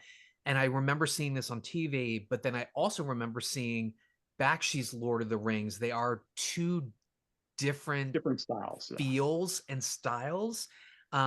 It's weird. I obviously adore and have a lot of nostalgia for the Rankin and Bass. Yeah. Um, kind of prefer the Bakshi because I'm a Bakshi like whore. I love Oh, all he's the amazing. Bakshi Yeah. stuff. No, I get it. But yeah, I just at first I thought you were talking about the Bakshi one, and I didn't No, realize no. you were talking about, yeah, when you said Rankin and Bass, I was like, oh, that one. Got it. Yeah. Yeah. And also you got to keep in mind, like, it's going to be a different vibe from like a technical perspective. It's going to be a different vibe because Bashki used rotoscope animation, which is completely Yes. different. And then also just from a narrative wise, like, like the the vibe of the story for The Hobbit is completely different than Lord of the Rings. I mean, there are some dark elements in the Hobbit story, but it's a completely different narrative in the Lord of the Rings, and it's definitely a much darker journey. So I feel like for that reason alone, it's going to be different. Yeah. I don't think the Bashki thing is entirely successful, in my opinion. But on the same token, I also heard that they butchered the budget. And like I said, it also is, again, they're taking books that are like 300 pages long, and they only had one movie to do it. You know what I mean? Yeah. And, Yeah. and and I still think there's a lot of wonderful things about those movies. And like yourself, I'm a huge fan of Boschke as well. I think he's done some really cool stuff in animation, and he's another one of those people, kind of like Don Bluth, who probably doesn't get nearly enough recognition when people talk about animators. Ralph Yeah. Boschke's done a lot of interesting stuff, So, It's um, probably because he's also kind of a polarizing personality. Like yeah. I mean, he Don did was a stuff little like Fritz more the like Cat, polite and stuff. Yes, which is going to turn exactly. some people off, and what is it, Fire Heavy and Ice, metal, fire and and ice. Yeah. Wizards and stuff like that. So it's not going to hit everyone the same way. I mean, let's face it, Americans are prudes, and this is for some reason Americans still have a hard time accepting the idea of animation that's more adult. And when I say adult, I obviously don't mean pornographic per se, with the exception of First the Cat. I But was about like, to say Yeah. Fritz the Cat and yeah, to a yeah. degree That aspects of Coonskin. but Coonskin. like Yeah. in Japan, for example, they just who cares? You know what I mean? Like it's just a different Yeah. vibe here. again, I'm not going to go off on another rant because otherwise I'll never get Oh, through to the actual movie, guys. But I but know. Go for it. so I apologize. Um, the next movie I got a chance to watch, I treated myself because Criterion recently released Peter Bogdanovich's film Paper Moon. I've never seen Paper Moon. It's a I've wonderful seen The movie. Last Picture Show. I saw Jeff. Target. He did Factor Corman in '68, and I've always wanted to see Paper Moon. And you have Ryan O'Neal and his daughter Tatum O'Neal. And briefly, story is basically set during the Depression era. I always think that's a fascinating period of history, and it's the story of about a con man who gets conned into taking this girl halfway across the country to drop her off at her aunt's house. This girl may or may not be his illegitimate daughter. They never really actually clarify that question. He's basically a con man. She comes from a rough background. Like I said, her mom died, and they kind of connect, and she kind of takes to his cons, and you can see the real life chemistry of a father and daughter just playing so well. And you can see why this movie is so beloved. It's such a wonderful movie. I don't want to give too much away, but it's beautiful. It's a beautiful movie. Highly recommend. The only thing I will say to Criterion's default, and this is a minor issue, a nitpick of mine. It's not the film or any of the extra features. I will say, I'm not a fan of paper packaging as far as cases go. I'm not a fan of paper cases. Another thing, I'm not a fan with Criterion for their price range. They've done something in the last 5 or 10 years, which has kind of aggravated me. They used to give you a booklet. You'd pay a small fortune for a Criterion film. Now they give you a postcard and they give you a fold out poster. And on the back of the fold out poster, it's reversible. It has a little bit of information about the book. Whereas they used to give you an actual booklet that might have been 5 to 10 pages.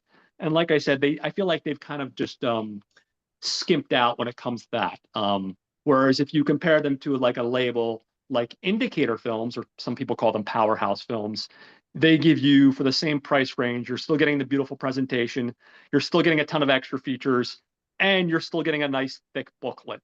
Again, this is a nitpick. I don't care about the slip covers. I know some people are a big fan of slip covers and that kind of stuff. I don't really care about that.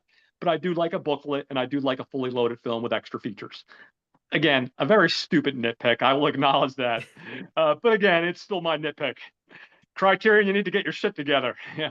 I will say though, like when I look at my shelves, like the Citizen Kane Criterion box, I mean, it's like a porn star compared to the other average size of like the keep cases or whatever, because it sticks out from like the shelf. Yeah. And I don't know. I don't know if people were like complaining, yeah, your stuff's a little too big, you gotta size it down. I don't know, but anyway. I will say, as somebody who likes to collect now, one of the things I love about the Blu-rays is I like how thin they are because it's easier to collect and store. So even though I like sometimes having those box sets that stick out, sometimes outside of the issue with the glue inside the cases, I kind of like the Godzilla cases where they're much thinner, weird booklets because they're unique, but they also don't take up as much space because after a while, especially when you're like me and you live in a nice, cozy little apartment, but not gigantic. After a while, like all my DVDs are now in jewel cases, and I'm getting rid of the cases because I can't store the actual. Which I know for some collectors that's but I keep the Blu-rays still. I mean, as much as I like the bulkiness of VHS tapes, one of the things that's nice about DVDs and Blu-rays is like they're not as bulky and they don't typically take up as much space. No, and I can completely get that. I know, like, listen, I can fully acknowledge my nitpick is a very stupid nitpick. I completely get it. Like I said, some people love slip covers and the beautiful slip cover, and I can appreciate a beautiful slip cover. But for me, it's about the presentation, the extra features, and as far as like a completely cosmetic thing, like I said, I just like the booklet. But again, especially with Criterion, because they cost an arm and a leg. Even when you do the Barnes and Noble sales, which I did recently to upgrade Blue Velvet to 4K, and then because I never actually had it on Blue, I never went past DVD, and also I never saw Inland Empire, and I still haven't, but I picked that up. But even then, when you do that, it's like okay, I'm getting them half off, but that's still just regular price for anyone else. So it's Yeah, like, exactly. how Yeah. much of a deal is this really when it's just I'm not spending a fortune just to get the one disc now? No. I will say this much, and just a real quick side note before I move on to my next film. They apparently in the early '80s there was a pilot, I think just a pilot made off of Paper Moon. I forget who the co-star was, but Jodie Foster, Yes. a very young Jodie Hmm, Foster, was playing the role of Tatum O'Neal. I haven't seen interesting. the That is pilot, but it is right. on Neither have YouTube. I. I Yeah, honestly, I never knew there was a pilot because I only saw yeah. Paper Moon for the first time a few years ago when Bogdanovich passed. That was my tribute viewing, and I absolutely adored it. I was just blown away So by you it. guys, that's my next question. You guys both have seen this film. Mhm. You, Yeah. and you love it. And what about you, Jose? I'm assuming you've seen this. You've seen everything, so I'm assuming you've seen this, Yes. right? Yeah, And I did adore you? this. Yeah. I will say, like I said, besides my nitpick, it's definitely one to add to the collection when Criterion has a sale. I mean, I got it on 4K, and I think I paid like 24 or 25. So for a Mm. 4K, that's not too bad. So So yeah. apparently the lead in the show was Christopher Connolly, who was in Oh, Benji. okay. Yeah, yeah, Mhm. yeah. Oh, okay. Yeah, Nice. and a very young Jodie Foster. So Benji, like the dog. Yes. Oh, so the dog was the. Oh wow, that's crazy. A dog and a Jodie Foster. No, not the dog and Jodie Foster. I had to walk into that one. Sorry. Although that would have been a great Yeah, show. yeah, it would have been quite the departure from the film, but a unique adaptation. It's That's for sure. Wait. A24's next film is Nicole Kidman and Daniel Craig Oh, voicing a dog yes, oh yeah. Huh. in a the musical. I'm just A24's saying. version of the Shaggy dog Oh, okay. I with thought a you were lot real more for a second there. shagging. I'm like, No, I was no, I was that's we're trying to awesome. pick anyway, yeah. Um, so the next thing I'll talk about, I promise I'll end this quickly, guys. I have two. One, well, actually, I have three. One I'm only going to mention briefly. I'll go to the one technically I shouldn't be talking about this because I only watched half of it. I watched half of this last night, and it's called the Linguini. I think it's called the Linguini accident or the Linguini incident. Incident. It's Incident. Yeah, it has I think. Rosanna Arquette and it has David Bowie, and it's a comedy. I only saw about 40 minutes of this movie, but I was curious to see David Bowie do comedy. And Rosanna Arquette, I figured since we're talking about a movie with Rosanna Arquette, the 40 minutes that I did see, Why not? I thought were fun. I thought it was a fun movie. If people are interested in this, apparently this just recently got a Blu-ray release, the director's cut by Hmm. MVD Video. But I'm not ready to commit to that yet. I have to see the rest of the movie. What I did like is it's a heist movie, but it's a heist comedy, and the chemistry between David Bowie and Roseanne Arquette is great. Um, they're hilarious, and basically the premise is they're all working at this posh restaurant. This I would call it like a hipster restaurant for back in the early '90s, and David Bowie basically can't go back to England, but his green card is about to expire. Apparently, he's in trouble in England with some bad people, so he's trying to get Rosanna Arquette to marry him. Um, and basically, they agree on basically robbing this restaurant that they work for. And like I said, I really only have about a half an hour, 40 minutes into it, but the half an hour, 40 minutes that I have into it were very enjoyable. I'd say based off that, I'm definitely curious to see the rest. I would give it a recommendation. Um, so there's that. Then touching base on stuff that we're talking about today, we're talking about Jeff Bridges. So I watched another Jeff Bridges movie that I've never seen before, Jagged Edge, which I know I Mm. texted you last night about, or the night before. And basically, this is a thriller about Bridges playing Jack Forrester, who's an editor for, I think, a San Francisco newspaper. And his wife is violently murdered, and he's basically the prime suspect. Glenn Close plays his lawyer, who he kind of charms, and they kind of have this love affair. And the whole time you're watching this movie, there's this question of, did he do it or didn't he do it? And you're going back and forth the entire time. And I won't give it away, but he plays a naughty Bridges. Maybe that gives it away a little bit. I think it was a lot of fun. Probably not the best Bridges performance I've ever seen, but I think it was a good performance. Him and Glenn Close were great together. I think it's definitely worth a recommendation. And what's interesting about it is the director. if my tablet would work. Richard Marquette, I want to say, if I'm pronouncing that correctly. Marquette. Marquette, thank you. Also directed Return of the Jedi of all films. He did Yep. that. He did The Legacy, Hearts of Fire, and no surprise here, who wrote it? But no anyone else but then Mr. Joe Esterhaus wrote this. So of course, Yeah, it's man. got that sleazy Basic Instincts, Showgirls kind of vibe going on. Give Like it I to said, me. it's not perfect, but it is fun, and I think it's definitely worth your time. And that leaves just one more film. I watched on HBO Max the Superman Christopher Reeve story, the Oh documentary, yeah, yeah. Super and slash man. yes, Super Slash Man, and it's basically just about his life and how he struggled to become an actor, his friendship with Robin Williams, um, him when he finally becomes a star, his struggle to not be typecast, the different roles he did, and then of course when the tragedy happens and he gets in the accident and he's paralyzed from the neck down. Mm. Um, but throughout all the negatives as far as his struggles in life, there's also an overlying positive message because even though he was paralyzed and he did go through this horrible time in his life, he also started a foundation and he made a huge difference for people that deal with spinal cord injuries. And I think it ends on a positive note. And along the line of this story, telling the story of his life, there's also some really fantastic with interviews with people that knew him, like Susan Sarandon and Glenn Close, Jeff Daniels, Whoopi Goldberg, and of course his children and stuff. So it's definitely it's sad, obviously, because we all miss Christopher Reeves, but it's also inspirational in a way.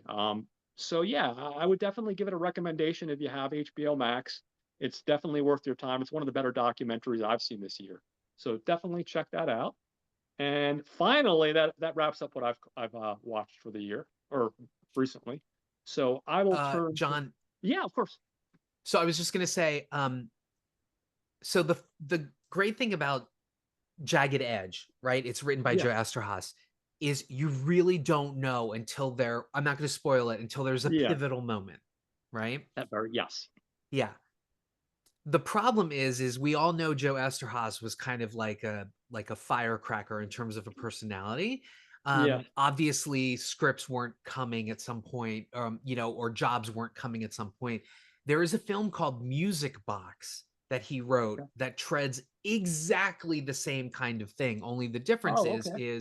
was I believe Jessica Lange is in it. Was her father a Nazi? And it Oh, turns okay. on or like part of like a Nazi death squad, unless I'm mixing up movies, but it's Yeah. called Music Box and it turns exactly on the same kind of is he not? And then we discover it based on the titular music box. So I think I just want to double check this, but Yeah. No, of course. By all means. written by Joe Esterhaas, directed by Costa Gavras, who's a Hungarian American. He also directed Betrayed with Oh, okay. Deborah Winger. But yeah, no. So this is it was loosely based on the real life case of John Demjanjuk, but it is war crimes in World War II. Yeah, got it. But Very interesting. turns on the exact same thing, and I was kind of like, where have I seen this before? You Anyway. know, because I haven't seen that one, but the whole time I was watching it, and obviously the story is completely different, but the whole time I was watching it, I remember watching Primal Fear for the first time. I had never seen Yes. Edward Norton in anything. Um, and I remember the whole time going, did he do it? Did he not do it? And he's just so damn convincing that you really aren't sure. And just like this until the very end where you finally get that definitive answer. Um, well, If you've ever read the book Primal Fear, mhm, literally it's the last sentence that tells you whether he yeah. did it or not. And I just remember reading that novel, reading the last sentence and being like, ugh, and like dropping the book out of my hand or whatever. So yeah, it's interesting. Well, But that's the way to end a book, man. That's the way to do it, you know? Jagged Absolutely. Edge was written in 85, Music Box was 89. So there you go. Oh, interesting. Very interesting. Yeah. So after my final film there. I went on forever there, so I do apologize. I No, will you're good. turn things over to you, Mr. Jose, if you'd like to talk to us about our director and some of the behind the scenes people. Yeah. I'm gonna speed this up. Yeah, yeah, I of course. guess. Yeah. So No, of course. our director is a gentleman named Hal Ashby, and he's an interesting cat. He unfortunately had a very rough childhood. I believe his Mm, father unfortunately committed suicide when he was 12, and there was a lot of mm, moving around. But Ashby ended up working an apprenticeship. Do you remember those folks? An apprenticeship, and he actually became a Hollywood film editor. And it was through that work that he ended up working with Norman Jewison, who's a mm, fantastic director, if you guys are familiar with his work. But he would earn an Oscar nomination for the film The Russians Are Coming, The Russians Are Coming in 66. And then he won the Oscar for In the Heat of the Night. And so Jewison obviously encouraged him to become a director. His first film was the film called The Landlord, but he would go on to direct some pretty seminal 70s cinema. I'm a huge fan of 70s cinema. I didn't realize Ashby was absolutely. behind some of these films, but he would direct Harold and Maude. That was his second feature. He would also do The Last Detail, which Mm, was written by Robert. Robert Town. That name's gonna come up later. Shampoo with Warren Beatty. That was famously based on the life of like these sort of like uh uh women skirt chasing like hairdressers, basically like back then it was sort of dominated by like gay men, but then you'd have a straight hairstylist, so to speak, and then he would be a womanizer, which made for a rather interesting film. There was a film called Being There with Peter Sellers that came out that actually sort of like Daniel Craig with Queer, it sort of redirected Sellers's image in terms of being an actor, because prior to that he was known for like the Pink Panther and all these like comedy things or what have you. Now after that, unfortunately, rumors would follow Ashby that he was sort of like a cocaine addict. mm, And in fact, it sort of like ruined, he had formed a production company that was sort of underneath the shingle of Lorimar, which was a huge like studio or producing studio there. And after like sort of the non-success of two of his films, Secondhand Hearts and Looking to Get Out actually featured John Voight and a very young Angelina Jolie. oh, He had yes. actually been attached to direct Tootsie. And unfortunately, I think at that point, like his sort of drug thing had sort of gone out of control. He was also a bit of a perfectionist. And so on those last two movies that I edited, or that I mentioned, um, Mm, he had shot something like 811,000 feet of film for Looking to Get wow. Out. And the last part of that film featured a montage of scenes that were set to the police's Message in a Bottle, and Okay. he had delayed the release of the film, working for 6 months to perfect just that montage. And so Wow. Lorimar was just absolutely fed up with him. They even recut Looking to Get Out, and then it was a box office failure. But he would go on to direct the documentary Let's Spend the Night Together, the Rolling Stones documentary. And then unfortunately, again, his cocaine habit had sort of like accelerated the demise of his last two films, The Slugger's Wife, which was written by Neil Simon, and then of Oh, course this film, unfortunately, which was his last film. Um, the film notably is based off of oh, a series of novels. Um, what's up? uh-oh. Can you hear me? Yes, I can hear you. Oh, okay. It froze for a second. Sorry about that. Yeah, no, you came back. I saw that you Okay. froze a little bit and then you came back. So the title character's name is Matthew Scudder, or Mm, as Garcia says in his sort of like Spanglish, Scooter. But Matthew Scudder is based on a character from Lawrence Block novels. And so there's actually 17 of them. So this is a recurring character, an ex police officer who is now like an unlicensed private investigator. Mm. So out of the 17 novels, actually one of them, A Walk Among the Tombstones, was actually made into a film with Liam Neeson, and he does play Matthew Scudder in that. Oh, very cool. But our screenplay has been written. So I mentioned Robert Towne, who wrote like Chinatown. He's a great screenwriter. Tequila Sunrise. Towne had written The Last Detail, and it is widely regarded that he did uncredited scripting rewrites on this at Ashby's request. But our two screenwriters are Oliver Stone. I don't think I need to introduce who Oliver Stone is, but before he became the director that we know, obviously Platoon, Natural Born Killers, Born on the 4th of July. Now that we mentioned Tom Cruise, he was a screenwriter. He wrote Midnight Express. Some fun facts about him: he enlisted in the Army and in fact is a Vietnam War veteran. But prior to that, he'd actually dropped out of Yale twice, folks. So one time to go to, I believe, Vietnam actually, and teach English to Asian students. He went back to Yale and then dropped out again and then enlisted in the Army. So as you know, he, around this time, 8 Million Ways to Die, prior to this, he had written Midnight Express, the horror movie The Hand, which is pretty fantastic with Michael Caine, Conan the Barbarian, Scarface, Year of the Dragon, Salvador. So if you only know Oliver Stone as a director, it's fun to sort of reconnect with all these other sort of films that he had actually written. As you know, he would go on to write and direct things like Wall Street, Talk Radio. Actually was a producer on Blue Steel, which is really weird. But anyway, The People versus Larry Flint, I think he executive produced that as well. Any Given Sunday, which is my all-time favorite football movie next to North Dallas 40. So yeah, and I think recently did Snowden. I think that was his last directorial debut, although he might have done some documentaries after that. So I think he's mainly in the documentary realm.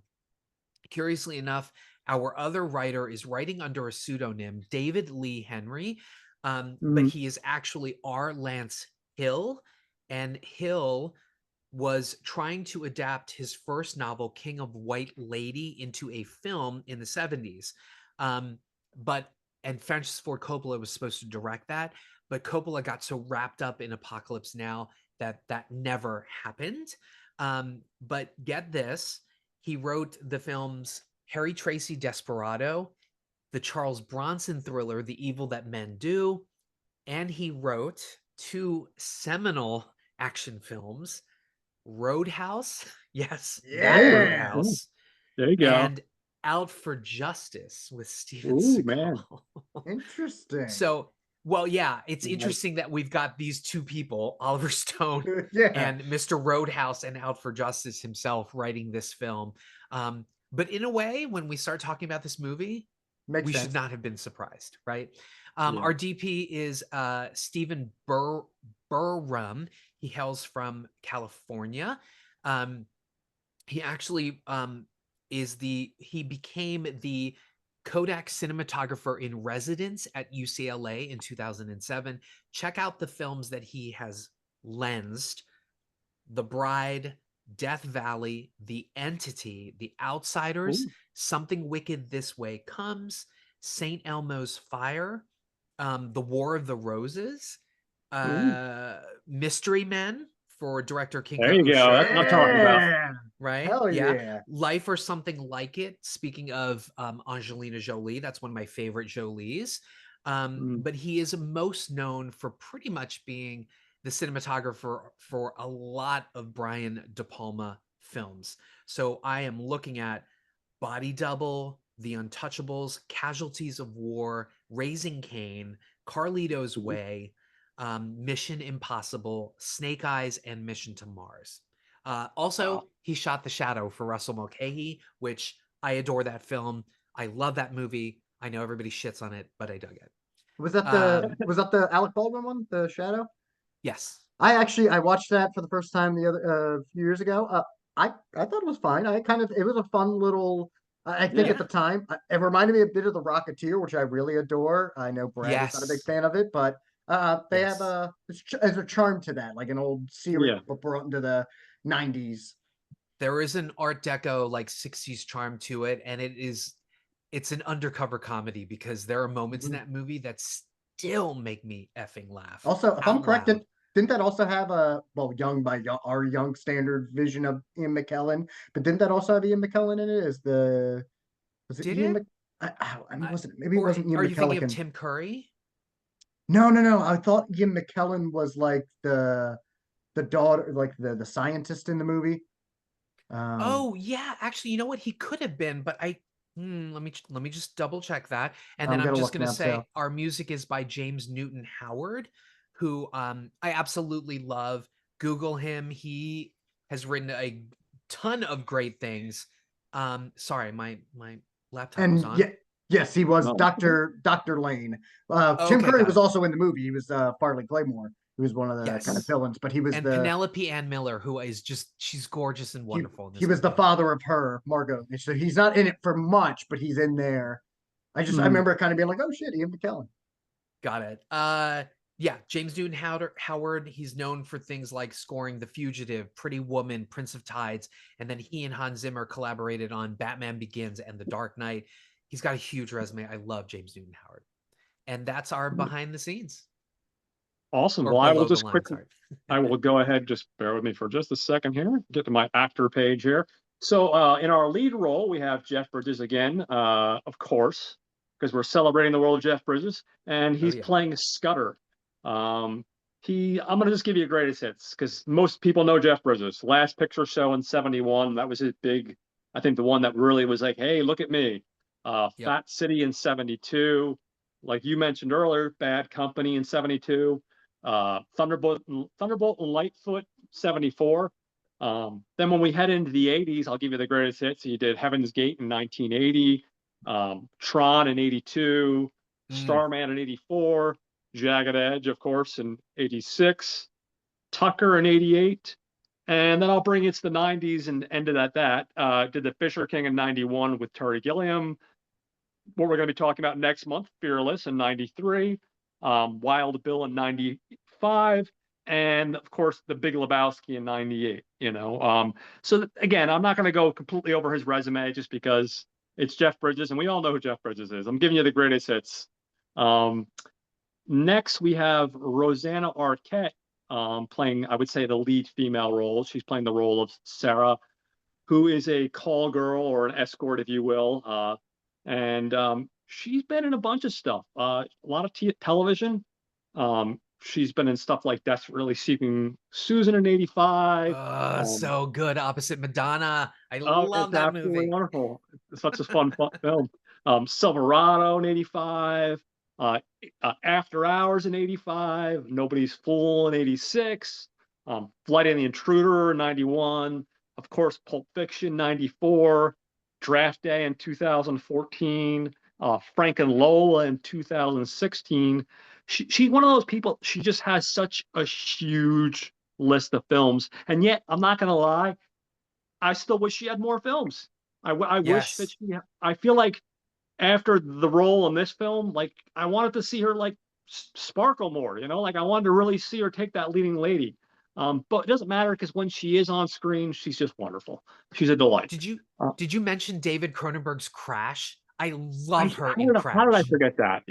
I tried to. I didn't want to go like too crazy. I didn't want to like write like 50 things down. So I just kind of picked ones that I thought, and of course somehow I missed that one, and that's one I should never miss because it's such a big part of her filmography. Yeah, Um, and oddly she's done up in this weird like contraption thing that's both horrifying and sexy all at the same time.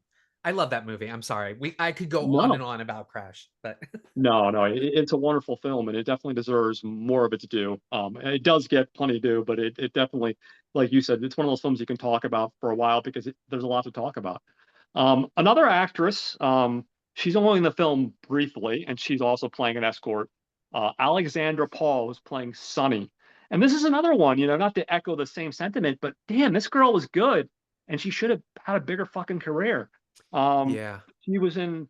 Paper Dolls, a TV movie in 82. She was in Christine in 83, American Mm, Flyers in 85, the movie Cuffs in 92, Spy Hard in 96, and then I guess yeah. something that people might recognize her the most from is in Baywatch because she was on that show Baywatch. between 92 and 97. I think like something like over 100 something episodes. But she had Yeah. so much charisma, and she's not in the film for a lot. So it's like, man, I want to see more of her. You know, she had a lot to offer. Um, Next, we have Andy Garcia. He's playing the role of Angel Maldonado. He's basically the big Maldonado. bad. Yeah, well, man, you know me. They can call me the butcher in those fucking scenes. Now, Andy Garcia, man, like, listen, I won't go too much into my thoughts, but I will say, like, man, he just like he plays like this very one-sided, very grimy, not one-sided, one-dimensional drug dealer, and he plays this grimy drug dealer in this movie. And even though it's one-dimensional and I could pick it apart, he nails it so well that I can't pick it apart, you know? Um, Now, Andy Garcia is one of those guys. He's been working forever. I think a lot of people probably know him for Internal Affairs in 1990, maybe The Godfather Part 3, or Stand and Deliver. I love Things to Do in Denver When You're Dead. So I do think I. that's a So movie that's good. awesome. Yeah. He's obviously stuff like Hoodlum in 97, The Mule in 2018, Pain Hustlers in 2023, some of his recent stuff. Expendables 4 in 2023. Oh my I I God. was know gonna maybe I shouldn't jokingly mention bring it that. up because how Not much, not maybe some of his finer work, but yeah, he's one of you can listen I to our mean, he Watch Get clearly was Plus having episode. fun. Yeah, He you can yeah, he listen. clearly was was having having fun. fun. You can He listen was to our having fun Watch Get cashing Plus that fucking episode. paycheck is what he was having fun doing. Yeah, you can listen to our Watch Get Plus episode on our thoughts on the but but usage of Andy Garcia in Expendables 4. God, that was but incredible. listen, he's done. We can forgive the paycheck rolling here and there because if you Yeah, look you at gotta the do it. guy's fucking filmography, there are some paycheck rolls clearly in the filmography, but I feel like there's enough solid work there to be like, all right, every once in a while you fucking cash that check and laughed all the way to the bank. But you're Yeah. right, that was pretty horrible. and and obviously he's been in a million other things. All right, I'm almost done here, guys. Randy Brooks, who's playing Chance. Chance is our pimp. That's right. He's our big pimp daddy. He's been in the soap opera All My Children. He was in it from 1970, according to Internet Movie Database, all the way up till 2011. So he must have been in a shitload of episodes. Uh, he's a guy that's done a lot of television stuff like The West Wing. He was on for 20 episodes. He's been on stuff like the original Fall Guy, the TV show, The Jeffersons, popped up in Reservoir Dogs, mostly television. Again, I could go over his whole filmography, but it's just a lot of scattered television stuff. Listen, he played the role of Pimp well. I liked his character a lot. He did. Um, Now, the last two people I'm just mentioning because their names that people know. James Avery, he's playing the deputy DA. Most people know James Avery from, I want to say, the Fresh Prince of Bel-Air. He plays the Mhm. father. Yep. But, he's another one, a lot of television stuff. Back in the early days of his career, he did stuff like The Jeffersons, Hill Street Blues, Webster, of all things. Um, he pops up on a lot of television. My tablet's freezing, so I apologize, guys. Just bear with me for a second. You might have this down, but while you get that tablet up, my childhood, he also voiced Shredder on Teenage Mutant Ninja A Turtles. lot, yeah, Yes. yes, he did a lot of animation stuff. He did Super Friends, 8 episodes. He was in Fletch, and then of course, because I'm an anime nerd, Fist of the North Star, the animated movie, he did a voice for one of the characters in that. Yep. Also stuff like License to Drive. He played the driving instructor that fails Such a one of the Corys. Beastmaster 2, and like I said, Fresh Prince of Bel-Air. Mostly a television guy. The final guy, I almost didn't write him down. I totally forgot until I did a rewatch this morning, and that's Mhm. Tom Lister Tiny. Jr. Tiny Now, Lister Tiny Jr. Lister. yeah. Now, for most of you guys that know this name, I didn't know who it was at first until he popped up on the screen, and I'm like, okay, who the fuck is that? That's Debo. he knocked you the fuck out. Debo, he was Yes. Zeus in No Holds Barred and actually did a couple of wrestling matches after the fact Oh, in a okay. weird promotion where Zeus was a real person that faced Hulk Hogan in the movie and then in real life. I gotta love wrestling. So I mean, Isn't I he think one? most. Isn't he one of the bouncers that gets murdered in Fright Mhm. Night? Yeah, yeah, yeah. I believe he is. Also, Yeah. I'm sure you're going to get to it, the Fifth Element as well. Yes, yes. Fifth Element. He plays the president of all people, and Yes. he plays like a really intimidating thug in Dark Knight. Mhm. And I didn't realize this one, but apparently, because I haven't seen the movie in a while, but apparently he pops up in Jackie Brown as well. Oh, that's right. Yeah. The hell Oh is he in yeah. that? I think he might be like a big. I think he's just kind of a thug in that, unless my memory is Probably, yeah, yeah. I hazy. mean, But let's yeah, face it, with a body like his and a face like his, he's gonna play the big intimidating thug character most of the times. Um, but yeah, so I think that covers. Hopefully, I didn't miss anybody overly important, but I think that covers our main group of players in the film. Um, Correct me if I'm wrong, of course. no, And I I think that's will. No, I everyone. think you're right. I, Good. Every once in a while, I forget one. I almost forgot Mr. Tom over here, but I didn't. I'll turn things over to you, Justin, to work your magic to give us Okay, your little story synopsis, and then we'll get into the Oh okay. the beats yeah. of the film. All right, here we go. A nutritionist travels the world to unearth the healthiest foods for their high class clientele. Oh, sorry, that's 8 million ways to diet. Hold up, let me. All right, Ugh. the actual plot synopsis. A former detective and recovering alcoholic unwittingly becomes entangled in a homicide within Los Angeles' seedy underworld. Ooh, Very cool. seedy. And the CD, I think, is a very good way to encapsulate a good portion of this film. I Um, had to sneak that word in because I'm like, that's this movie, and I appreciate the fact that this is a very Scudder is such a good name for this movie because this is also kind of a scuzzy movie, and I love it Yeah. about it. so I'll just turn things over. Why don't we get into whoever wants to go first? What are everyone's thoughts? The overall film, like story, the technical stuff. What do you guys think? Red Yeah, picked. Go for it. sure. So yeah, like I mentioned at the top of the show, this is a Yeah, revisit. I caught this on, I believe, Encore, one of those channels, like 10 years ago, and I didn't know anything about it. I just knew the yeah, title and it had Jeff Bridges. I didn't yeah, even read the synopsis, I just threw it on. yeah, And at first, I was expecting with that title that it would be more of an action movie, but it was yeah, very quick for me to realize, oh, this is like a pulp novel. It is a neo noir yeah, pulp novel, and I immediately vibed with it because at that point, it's rare that you get to see Bridges. I mean, I think the more you get into his filmography, the more you'll see these types of roles. But this isn't the type of Bridges that people think of. You usually think of the yeah, more either Big Lebowski or the more earnest, kind of lovable Jeff Bridges. You don't think of a he's still an anti-hero almost because he's a very yeah, scuzzy personality in this. I forgot how many good lines he gets in this. Like, because the opening, the reason that he's a former detective is because he opens fire on someone who brandished a bat. And even though we could see from his perspective, and they do show that he didn't want to shoot this individual from the police's perspective, the man had a bat. And just the way that he responds as he's kind of like slurring on his words, and he goes, "Well, did he brandish a gun?" And he says what it is was a slur, and he goes, "What?" And he goes, "A baseball bat, you son of a bitch." Dumb Yeah. shit. And the way he just says it is so good. And like even like later when there's a line where somebody says, "Well, that seems like yesterday to me," and he goes, "Me too, motherfucker." Just you tend to forget how good he is at delivering lines like this. And I remember the first time I watched this, I quickly took to like it's a very melodramatic movie, but that's because this is a pulp novel. I mean, you brought up like something yeah, like a Jackie Brown or anything like this is yeah, closer to mine, and I've never read any of these novels, but it's closer in line, maybe not as bombastic or as you can say as witty as like an Elmore Leonard, but it's definitely on that realm. And it's a movie where the plot is very familiar. This, former yeah, cop, he starts to, his life is on the rocks. He's a recovering alcoholic. He's no longer on the force. He's having it out.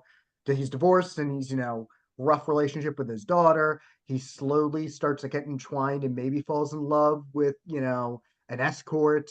Uh, but this isn't a movie about its plot. That is just kind of window dressing to get us from here to there. And that's just to mm, have Bridges kind of get ensconced in this like seedy underworld. And you had mentioned it, Garcia as the villain. It's a one-dimensional role, but it fits so well within this type He of does it so well. material. Yeah. And it's so much fun. First off, I forgot how much of a baby at Andy Garcia was in this. I also forgot Yeah. that he had the rat tail, which kind of gives away. Like, of course, this dude is the villain.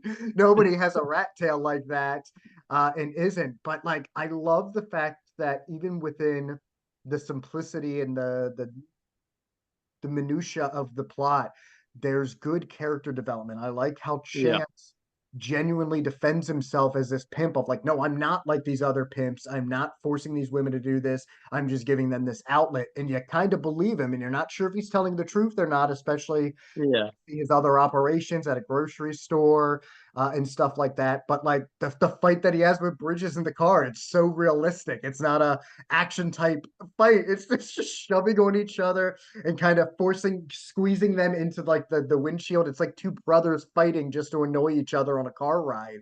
And I think in our community we vibe with that, but I think the reason this one never really maybe took off, and I can't remember, I forgot to relook, but I think I remember when I was discovering it 10 years ago when I looked online, I don't think this got a good critical reception at the time.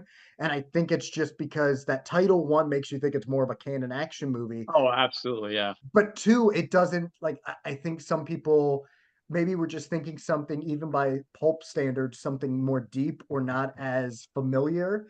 But Mm, it's just, it's a vibe, and I loved the yeah. vibe of this movie. Even little moments of like, this is a movie that does meander. I will admit to that. By the time we get to its action-packed finale, I remember both, even though I loved the relationship or some of the chemistry, the low-key chemistry between Bridges and Arquette, some of that they kind of linger on a little bit too long with them in the apartment. And specifically, I think they linger too much on Garcia's manipulation. I think they just one too many times they kind of showed those sequences where we could have just Yeah. kind of got going. But I also liked the fact that this wasn't a movie in a rush. It was taking its sweet time with, it encapsulates Bridges as Scudder's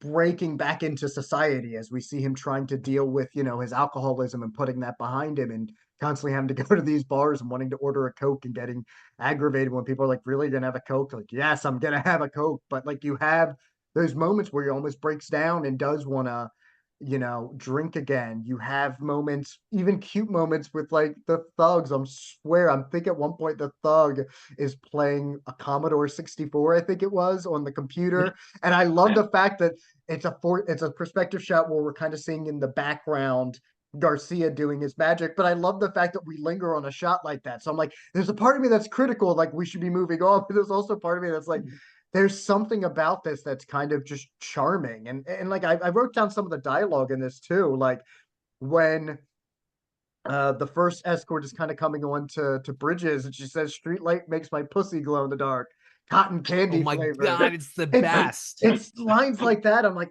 I can't help but love stuff like that. And also, Yeah. it's not the '80s without homoeroticism. When you see when Bridges gets drunk early on after, getting kicked off the force, basically for, or knowing that he's going to be kicked off because of the murdering a civilian, the way that he's staring into his partner's eyes. I know it's because he's drunk, but it was kind of homoerotic. And you mentioned Tiny Lister. When he first comes in, the long panning shot from the bottom up of him was so homoerotic. Like, Yeah, and yeah. it's Yeah. playing with that in the 80s, and it's treading familiar territory, but it's doing it in such a fun way. And it's Distinctive very way. much an Yeah. Ashby way. Like, once I saw Yeah. Ashby's name, I'm like, yeah, this is very much his type of style. Mhm. I still enjoyed this. Like, I think it came. It's not top tier Bridges performances or even top tier neo noir, but it is just a fun. I don't want to say cozy because it's very scuzzy, but it's a fun hidden gem of a neo noir pulp novel that knows what it is and embraces that. And I think sometimes we forget. And I love Elmore Leonard and I love Tarantino's adaptations; they're top tier. But sometimes I think we tend to forget that pulp novels aren't always just constant witty dialogue. It is about the melodrama. It is about the detective angles, just like a film noir. And I think they captured the neo noir feel well. I love the look of this movie. It had kind of reminded me at the same time of that year, Friedkin's To Live and Die in LA with the sun Mm, scorched Los Angeles. And I think that's another reason, I think, because if this came out around the same time, I think movies like that definitely overshadowed this. But I think this has its own little like kind of nook and cranny area, or just another line of dialogue, just to show how it nails the pulp novel when I can't remember if it was Arquette or if it was the first escort that mentioned, I think it was Arquette because I think it was after the fact, but when she calls Bridges sensitive, he goes, "Someone tried to throw my right nut into the Pacific Ocean about an hour ago." So yes, I'm a little sensitive. It's just it's Yeah. such a fun movie and stuff like that that I kind of I'm glad that we spotlighted this because this isn't what you normally see for Bridges, and I'm glad I chose this over going with something I haven't seen before, maybe going a more familiar route with the Bridges, yeah, because this is a fun. I wish we kind of seen a little bit more of this Bridges from time to time. I know he still kind of does yeah, that, but I think the '80s he was kind of exploring his personality because even something like Cutter's Way was a little bit more of a departure from what you expect from him, and I love that film, and that was actually on my short list as well because I've been meaning to mm, rewatch that. So I'm curious to see what you guys think. It's no great shakes, like I think you said it correctly, John, that some of it is a little bit too one dimensional. And even as much as I I think enjoyed it, that worked. even that finale kind of drags on a little bit, but I like that it does. There's something Yeah. about this world that just seems lived in that I enjoyed. Yeah, no, I mean, I will just say brief. I don't have as much to say, but I will say this. I've always been attracted, and I've said this many times on the show. I'm always attracted to flawed characters. I think as human beings, we're all flawed. We all have issues. Um, I think though the story, could be this big epic sprawling thing. You don't need that for the story. Like you said, Mhm. I think it's more about atmosphere more than anything. What I like about this character within the story is you have this broken guy. You have this guy that made a mistake. Like as far as if I was in his shoes and I saw a guy with a baseball bat getting ready to attack, and I had a gun, I might do the same thing. And then from Especially there, after pleading with the guy. It's not like yeah, he just did it yeah, automatically. He really tried to get him to put the bat down and not escalate. And it's not like it was this yeah. person's first time, unfortunately. So if you think about it from a logistics standpoint, that happens. Then he's pretty much suspended or thrown off completely. They never really. I don't know if they actually say if he's completely thrown off or he's just suspended. Because at the end of the film, he says he's going to try to get back on the force. I think he was just suspended. I could be wrong, but so then that happens. You look like there's his wife. You see him outside. He's lying on the ground, and he's got a half bottle of liquor. You see the evolution as far as the character goes, how deeply that affected him. You see his wife left him. He's trying to keep it together in a couple brief moments, this relationship with his daughter. But of course, he's making a phone call like, hey, we're going to hang out tomorrow. Of course, that doesn't happen. So you see all these things falling apart in his life. Then you see him go to Alcoholics Anonymous. So you figure at a certain point, like he's trying to get it back together again. And then he meets this girl at an Alcoholics Anonymous meeting that basically says, "Hey, listen, this is a friend that needs help. Can you help her?" And she just like hands him this card and she leaves. And you see him call the girl. He talks to the girl, Sunny, played by lovely and talented Miss Alexandra Paul, and he genuinely, you can see that even though he's this flawed character, even though he had this fucked up past and he made this mistake, he's going on this journey. There's a character arc. He's trying to do the right thing and redeem himself. And he's trying to become a better person, even so much to the point where when Sonny actually dies, Alexander Paul, he actually falls off the wagon temporarily because he's affected so much. And we don't know exactly how much time's gone by. I don't think they tell you how much time. Um, in the beginning how much time he spent at Alcoholics Anonymous, but I would imagine I feel like it's been a couple months at least. Mhm. And all that just went to the wayside again because here he was trying to redeem himself. He's trying to help this girl, and then she dies. And you can see how deeply he is affected by it. And then of course the rest of the story propels when he finds the little notebook that gives us clues like, okay, we have a little bit more to go on. There's a mystery that needs to be solved, and this is where he's introduced to the Rosanna Arquette character, and he teams up with her, kind of falls for her, and they kind of put together the mystery. Um, and like I said, there's so much atmosphere in this film. It's so well shot. The acting, yes, he has done better, but for the role that he's in, he does a great job. So does everybody else, even Mr. Andy Garcia, regardless of whether the character's one dimensional or not. He does the acting. He fits the role so well. And like you said, even though it does linger or maybe a little bit longer than it should at the end, I feel like you don't always have to have a happy ending.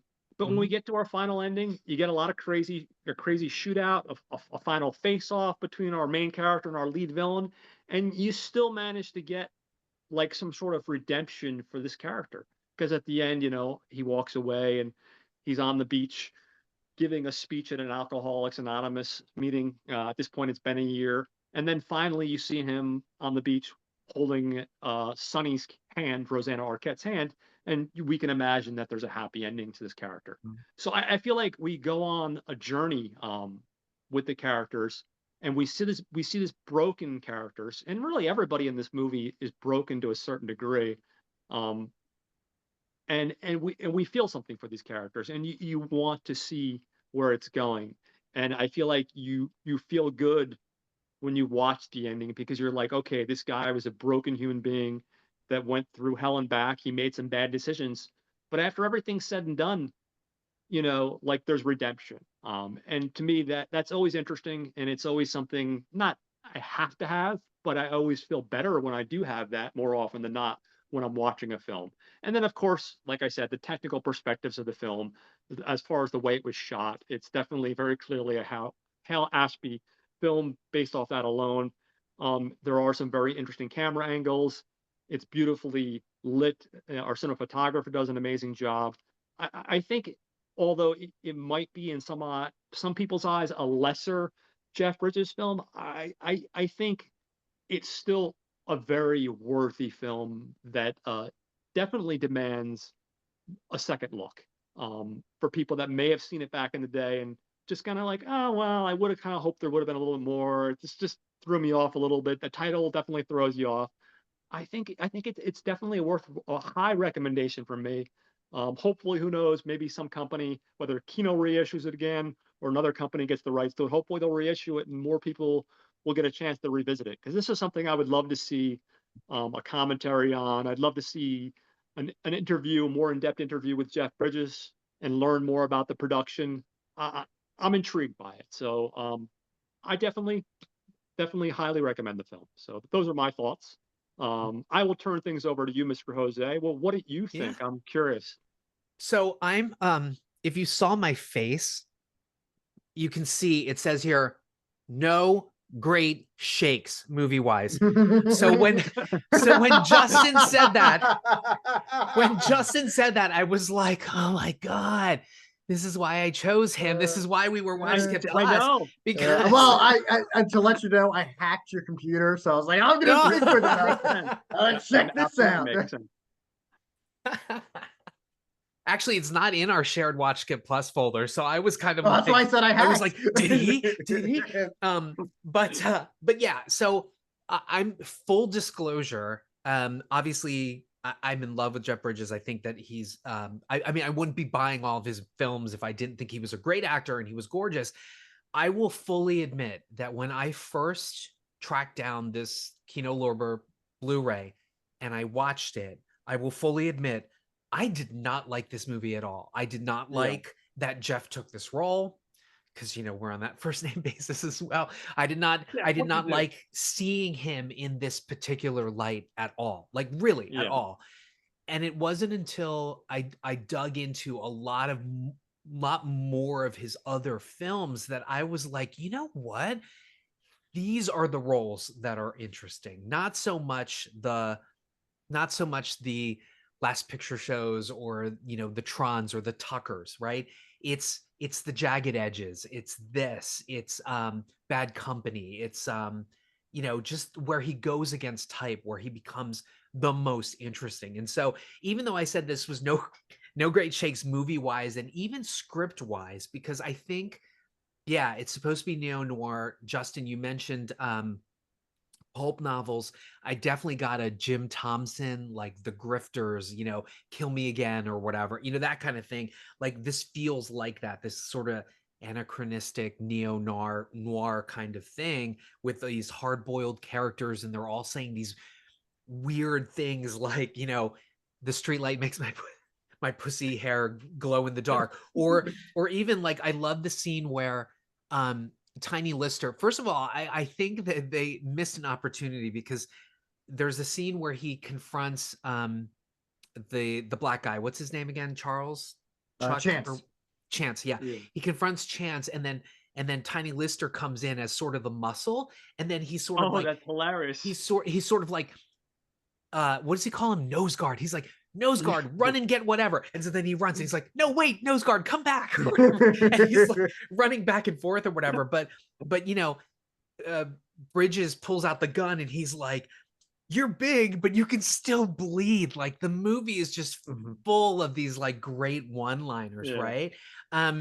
But I think the reason why this film maybe got lost in the shuffle is this is like, what is this, 86, maybe 87 or Yeah. whatever. But at the time, there were a lot of these films that were either like crime thrillers or they were like erotic thrillers, but all they really did was trade on their sort of like attractive cast, even if the script wasn't so great. And so I think that this film kind of got lost in the shuffle that way, especially with that, 8 million ways to die kind of thing. But I'm pretty sure there is a lot of improvisation that Ashby allowed them to do. Now, I don't know if this is because maybe Ashby was like high on cocaine when he was shooting it and he let the actors just do whatever. I'm certainly not trying to say that Ashby was in fact high on cocaine when he was doing this, but like there's a lot of improvisation. There's one that is my favorite Jeff Bridges improvisation where he and Vito Reginis, who plays the partner of his, who probably also was an alcoholic. So in the beginning they're both swigging from this canteen, but he comes in to pick up his car and Reginis is sort of like, you just made my life like hell by getting mixed up with this hooker, this and this, get the fuck out or whatever. And when Bridges realizes he can't get anywhere with him, he does this kind of like thing and then he like walks out, right? But there's all these little moments that I swear have to be improvisations, because there's a really bad ADR moment where he's trying to make Alexandra Paul leave and they end up like wrestling and he falls down or whatever, and he actually sits up and he clearly has this bewildered look like, okay, maybe we took it a little too far acting wise, maybe they won't use this take. But then you hear him say a line, but his lips aren't moving or whatever. And clearly Garcia is just, there is that scene where they confront each other in the parking lot of what seems to be an aeronautic museum, because there's like a plane in the background. Oh my God, I forgot to mention the snow cones too. Oh my God.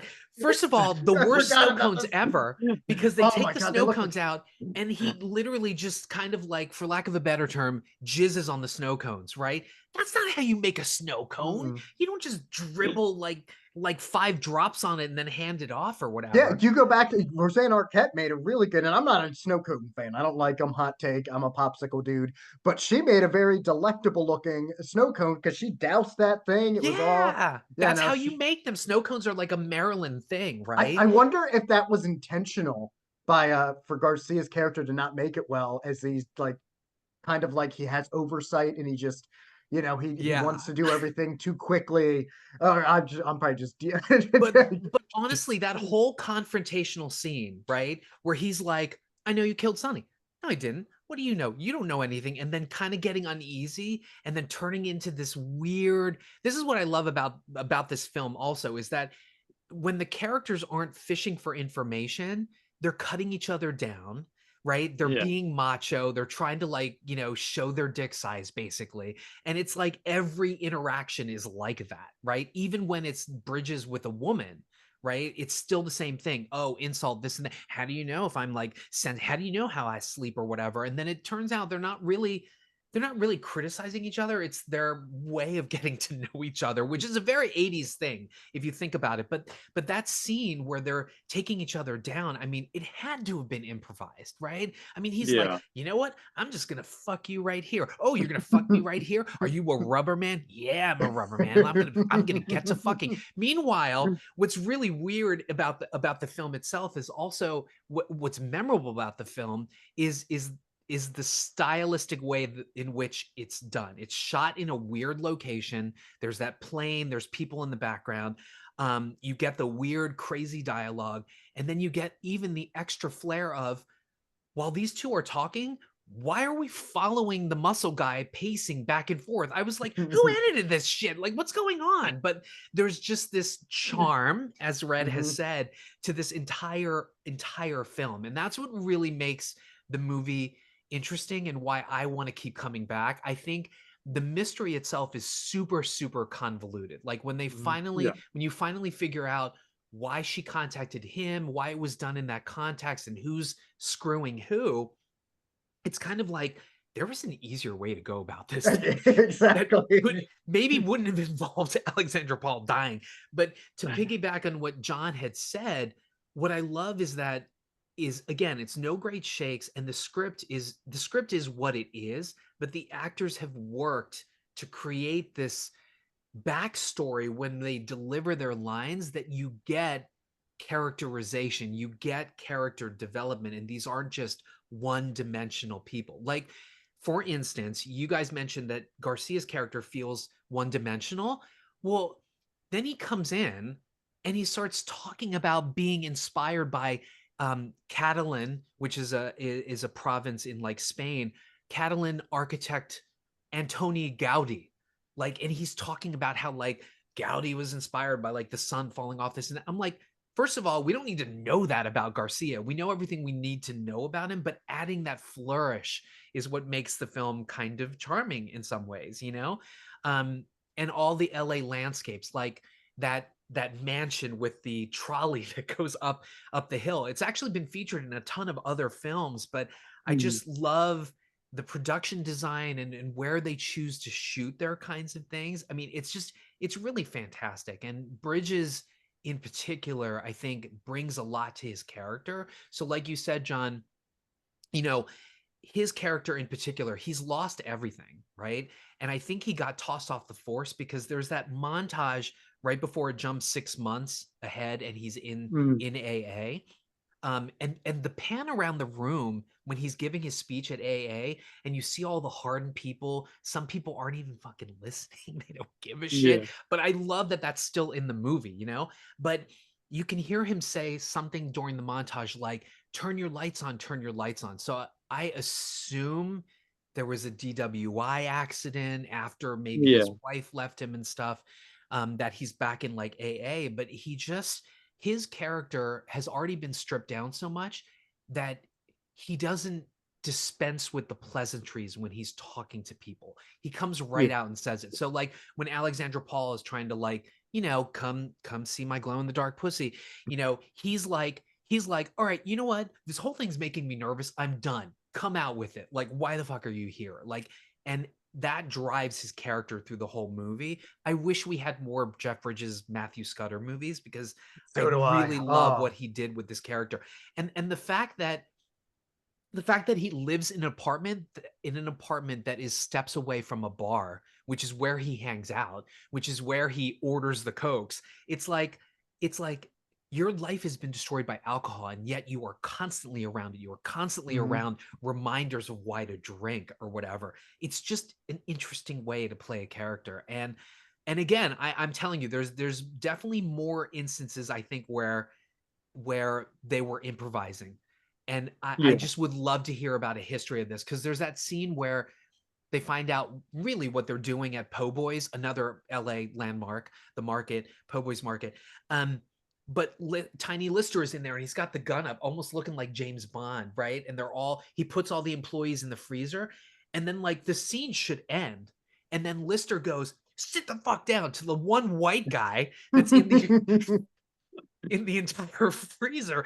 And then they linger on the poor boy sitting on an apple crate, looking at the camera and the other people like, why did he tell me to sit down? Or even like what Red had said when the one guy's playing the Commodore 64 game, in the Yeah. background, the hardened gangsters are doing like their Latin dance thing, right? It's like, I'm like, why am I watching this? But it just adds such amazing flavor.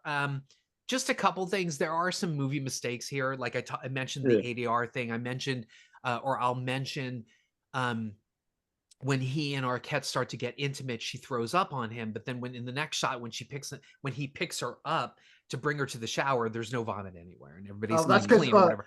that's because she ate it back up. Didn't you remember that line? She said, "Oh, delicious." Oh my god, gross. Oh my God. Also, But to go with the ADR thing, I think he missed the line where Bridges was like, "Oh, by the way, I'm training to be a ventriloquist. Check this out." Yes, exactly. But I'm just gonna say I have dubbed this the Jeff Bridges feet movie because there are several close-up shots of his feet in this film. I don't know why they're in there. He's barefoot in a ton of scenes. I don't know why.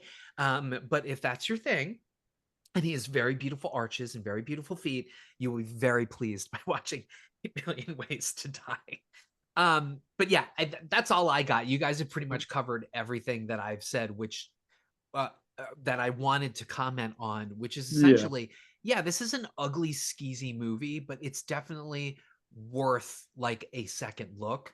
Because again, I was turned off by this, and I was like, I don't know why my Jeff would take a role like this. But I've Damn come him. around to, but then I've come around to really loving this and thinking it's one of his strongest Yeah. performances, quite honestly, you know? Yeah. No, definitely. Definitely worth re-examining this film. Absolutely. Yeah, the Yeah. only So thing that I also wanted to touch upon, I wasn't really thinking about it too much on either viewing, but I don't know if you unintentionally stumbled upon it, John, but the fact that you did mention that you don't always know how much time has passed works well mm, too, because we get put into his shoes, because that's basically how Scudder is living, just mm, drifting through. So we're not always sure, like, and some nights it's obvious, obviously, when he wakes up yeah, after the murder, but even earlier on, like, yeah, we can assume we're thinking, oh, it's 6 months or so, but the fact that we're not confident on it, or yeah, fits with where his life is at, and that's basically how he's just drifting through. So I kind of like that Yeah. touch, and it wasn't really yeah, something that I really honed in on, even though now that I think about it, it was very obvious once he comes out of the hospital the second time. I'll be honest with you, even on the second viewing, when he came out of the hospital, I almost thought like it was a flashback to his original, hospitalization, Yeah. and I like that because then it kind of throws you, because he's probably thinking the same thing, as he's yeah, trying to come through. Yeah, Well, I think it's a nice touch. I thought for sure it was going to come out that somebody had maybe drugged him or Hmm. injected him with stuff and put him in the hospital, but That's what I assumed. I think it works as an even more flawed and broken character that he can't even remember whether he slipped up or not, but he was so done in, like John had said, with the fact that he was trying to help this woman, trying to help her go the right way, trying to go the right way about it and not be the dirty, sort of corrupt ex-cop alcoholic that he was, and she ends up getting killed, you know? Hmm. And you got to believe that, it's like young girl, his daughter could be like this if I'm not in her life. And that's why he ends up back in the hospital, waking up after a 2-day haze, not Hmm. remembering stuff. And yeah, so, yeah, I think that's a strength of the film too, but it's not always obvious from that first watch because everything is so ugly and in your, especially you have to believe Oliver Stone rewrote that first scene, because when the guy gets shot, there's that shot of the two kids at the dinner table like, Hmm. oh, he's getting shot, okay, you know what I mean? Like the kids don't Hmm. even seem to react to it, like it's Yeah, crazy. they're more shell shocked by it than they are Yeah, it's traumatized in the traditional way. yeah, yeah. but it's a little bit of a shocking opening that I guess the first time I watched it immediately turned me off to it, because the kids are just kind of like, well, okay, dad just got Now, if the shot. kid got shot, then it would have been a completely different reaction. Just Yeah, take out the because we all like a good most kid, definitely. a good child killing, Yeah. just and then a Yeah. That would start have the been if movie off John right. Carpenter had rewrote that scene. Yes. Yes, exactly. Exactly. But good No, well, choice. Good choice. yes, Definitely. excellent Thank choice, you. Mr. Yes, You did, I'm. you did well. So I Yeah. guess I will announce to everybody. We've already mentioned it before. Next month, or maybe the end of this month, depending on people's schedule, we're going to talk about Fearless, our Yep. next Jeff Bridges entry. So that should be a a fun discussion. It's a completely different Jeff Bridges performance, and I think it's another one of these ones. If you hadn't mentioned it, I would have never known it existed. So I'm looking forward to going back and checking that out. Um, Cheeto. What did I you guess think of 8 Million Ways to Die, Cheeto? I You said watched it with me. Cheeto. Look at him. Oh, He wants well, to he be on the walked away show. now. He did not care for the movie, I guess. Damn. Ouch. he's like, you're Well, he taking only too saw it the long, one Dad. time. You're He taking only too saw. long. What the hell are you Yeah. doing? You're He supposed to be playing with me and giving me treats. he, he o- he only saw the movie the one time, so he had the same reaction Jose did the first time. He was like, "What the hell is this garbage?" Justin, you Exactly. have a big event coming up, right? Like this weekend. Yes. You want to This. talk about your Yes. your next big event? This is perfect. So I've gotten back. We'll see if I keep doing this once a month or not. But I have gotten back into streaming again, doing the watch parties, and I wanted to do something for New Year's, and I was like, well, what's a good pun? And then I was like, well, Mm. I've done two Wings Hauser marathons because I love Wings Hauser almost as much as I love Nicolas Cage, and I wanted to bring that back. So I was like, well, why don't Mhm. we wing in the New Year? So this Saturday, January, was that the 4th? Yes, Fourth. January Yeah. 4th. I have five Wings Hauser movies on the docket, and these are not surprises. Ooh, So they are. We're going to kick off at noon Eastern with, well, Nightmare at Noon, because it's been a while since I've seen it. And I like nice. starting a movie at noon with noon in the title. We're going There to you move go. on to, from the early 90s, he and Linda Blair as parents in Gang Boys. It's also known as Skins. And I think it goes by a couple of other titles. Neo Mhm. Nazis are running amok with, with in the keep, but they're also running amok here in the streets of Los Angeles and they're fighting back. The third movie is going to be Watchers 3 because it is the third movie in the third Wings Hauser marathon. And I've seen Ah, the first Watchers, I haven't seen the Nice. sequels, but I rest assured, folks, this sounds like it's just its own movie that they just slapped the Watchers title on for marketing Mhm. purposes. The fourth is actually going to be a movie I had scheduled for the first marathon, but at the time I was just going off of just YouTube and it had Mhm. gotten taken down off YouTube or the person got rid of their channel. It is a mm. very unique, I haven't seen it, but it's called In Between, and Wings Hauser and a few other actors, including Robert Forster, are Oh, basically in limbo at this like weird, almost resort or nice like house unit. So it's this weird comedy. I don't know if it's how it's gonna play. It might be terrible, but I don't know. The sounds plot. like The Good Place. Yeah, Yeah. honestly, it kind of sounds like The Good Place years before The Good Place. And then we're gonna end it with Wings in his most familiar type of role in No Safe Haven, where he plays a cop, basically Oh, trying okay. to take down a drug lord. I believe. I believe it's drug lord in that case. It's probably 8 Million Ways to Die, but with Wings Hauser. The only one of this time that I've seen is Nightmare at Noon. Usually two or three or some. But I Uh, was like, well, let me do a little bit more Wings that I haven't seen for this yeah, marathon. definitely. So it'll be, Very and in cool. between the last 2 years, I just did Wings Hauser trailers. But since I'm actually doing the New Year theme this time, in between will be commercials and clips for like New Year's Eve and New Year's Oh, Day. okay. So Very cool. to play into the New Year theme. Well, I'm gonna definitely try Nice. to make sure I'm there for it. I had a blast with your Christmas marathon you did, so I'm definitely looking forward to it for sure. Yes. And then I I missed the Christmas one, so I need to definitely Yes. come to this Well, one. you did make it out for the last Wings Hauser last. I think it was the last one because I remember you came out for Pale Blood, which was the vampire one. So I don't know if Yes. you oh, made it for the whole thing, but I do remember you making it out for the vampire one. and Mr. Jose, do you have any updates for all us loyal Watch Skip Plus fans? I know on the Gentleman's Guide to Midnight Cinema, you did announce that you or you found a new co-host, or at the time you were going through some options, and you were going to regroup back in what, mid-January or so. You're going to start back up again. Do you have any? That is still the plan. That is still the plan. I feel a little bit like a celebrity who hasn't issued his own personal statement but has gone on to all these other guest You shows got a and been like, TMZ and Fox I'm out News of a and co-host, I need some help. But unfortunately there's no new news except to say that oh, yeah, okay, the I'm earmarking January 17th nice. as coming back for Watch Get Plus.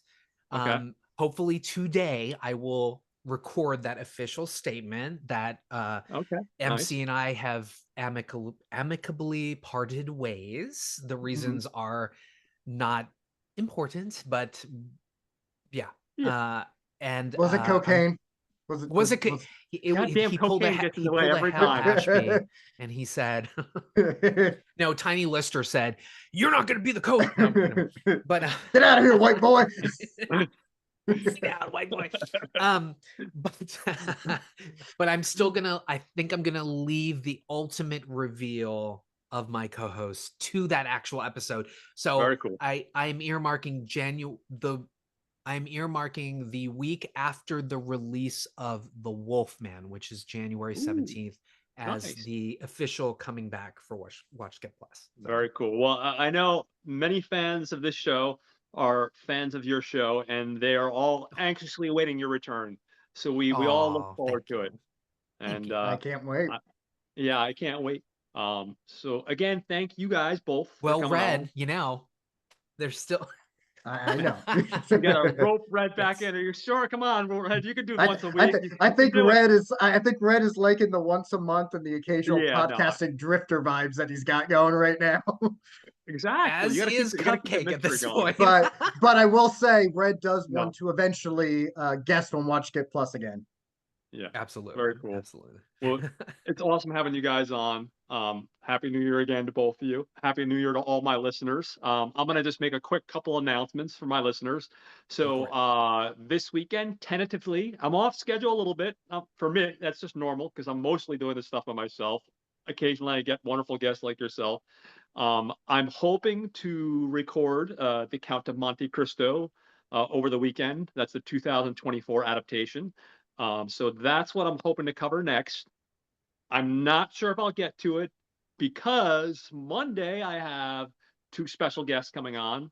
I have Rob and Joe returning from Caliber 9 from outer space, and they're going to be Nice. on Monday morning. We're going to be talking about the Billy Wilder film, The Apartment. So I'm Ooh. looking forward to Ooh. that. So I'm definitely going to be doing that one. I'm hoping to also get the Count of Monte Cristo one. So that's the game plans for all my listeners. I'm going to give a quick shout out. Of course, like I said, Watch Skip Plus. We all anxiously await the return and Thank you. can't wait for that. Of course, we got Troy and Brad with the Not a Bomb podcast. These guys are fantastic. Every week they reevaluate a film that's bombed at the box office and determine whether it was really deserving of the title of the word bomb. I think these guys actually took this week off for the holidays, but they should be back, I believe, next week. So They check out. are, and I Are you guested. guessing? I Ooh, guested they are coming nice. back, and while I didn't do a good job of articulating my opinion of the film, because it's actually Troy was saying that it sounded like one way, but it's actually the other way. We are doing Kevin Costner's Horizon, an American Saga, Chapter 1. Okay, nice, Yep. nice. Well, I'm looking forward to that. I saw it in the theaters. I haven't seen it. I know it's on HBO Max, but I want to revisit it again. So I'm very curious to hear what everyone thought about it. Definitely can't wait for that. Obviously a big Costner fan, so I'm definitely looking forward to that. So that's a podcast you should be looking forward to. Of course, I have to mention Raiders of the Podcast with Kevin, Tyler, Craig, and Dave. Another wonderful podcast where each week these guys duke it out and determine which was the choice they agreed on, which one was the good choice, which one was the bad choice. It's hilarious. These guys are fantastic. They have great chemistry. Definitely can't say enough good things about Raiders of the Podcast. Dave was on a couple weeks ago. He joined me. And then finally, of course, I have Caliber 9 from outer space with Rob and Joe, who I mentioned briefly just a minute ago. These guys do a double feature every week. And again, these guys are awesome. They cover a very wide range of films, and they're always talking about something interesting. So definitely check out all those podcasts. And with that, I will wish everyone a very happy new year once again. And I hope everybody has a great week. And I look forward to seeing everybody very soon. Have a great day, guys. Happy New Year. Happy New Happy New Year. Year.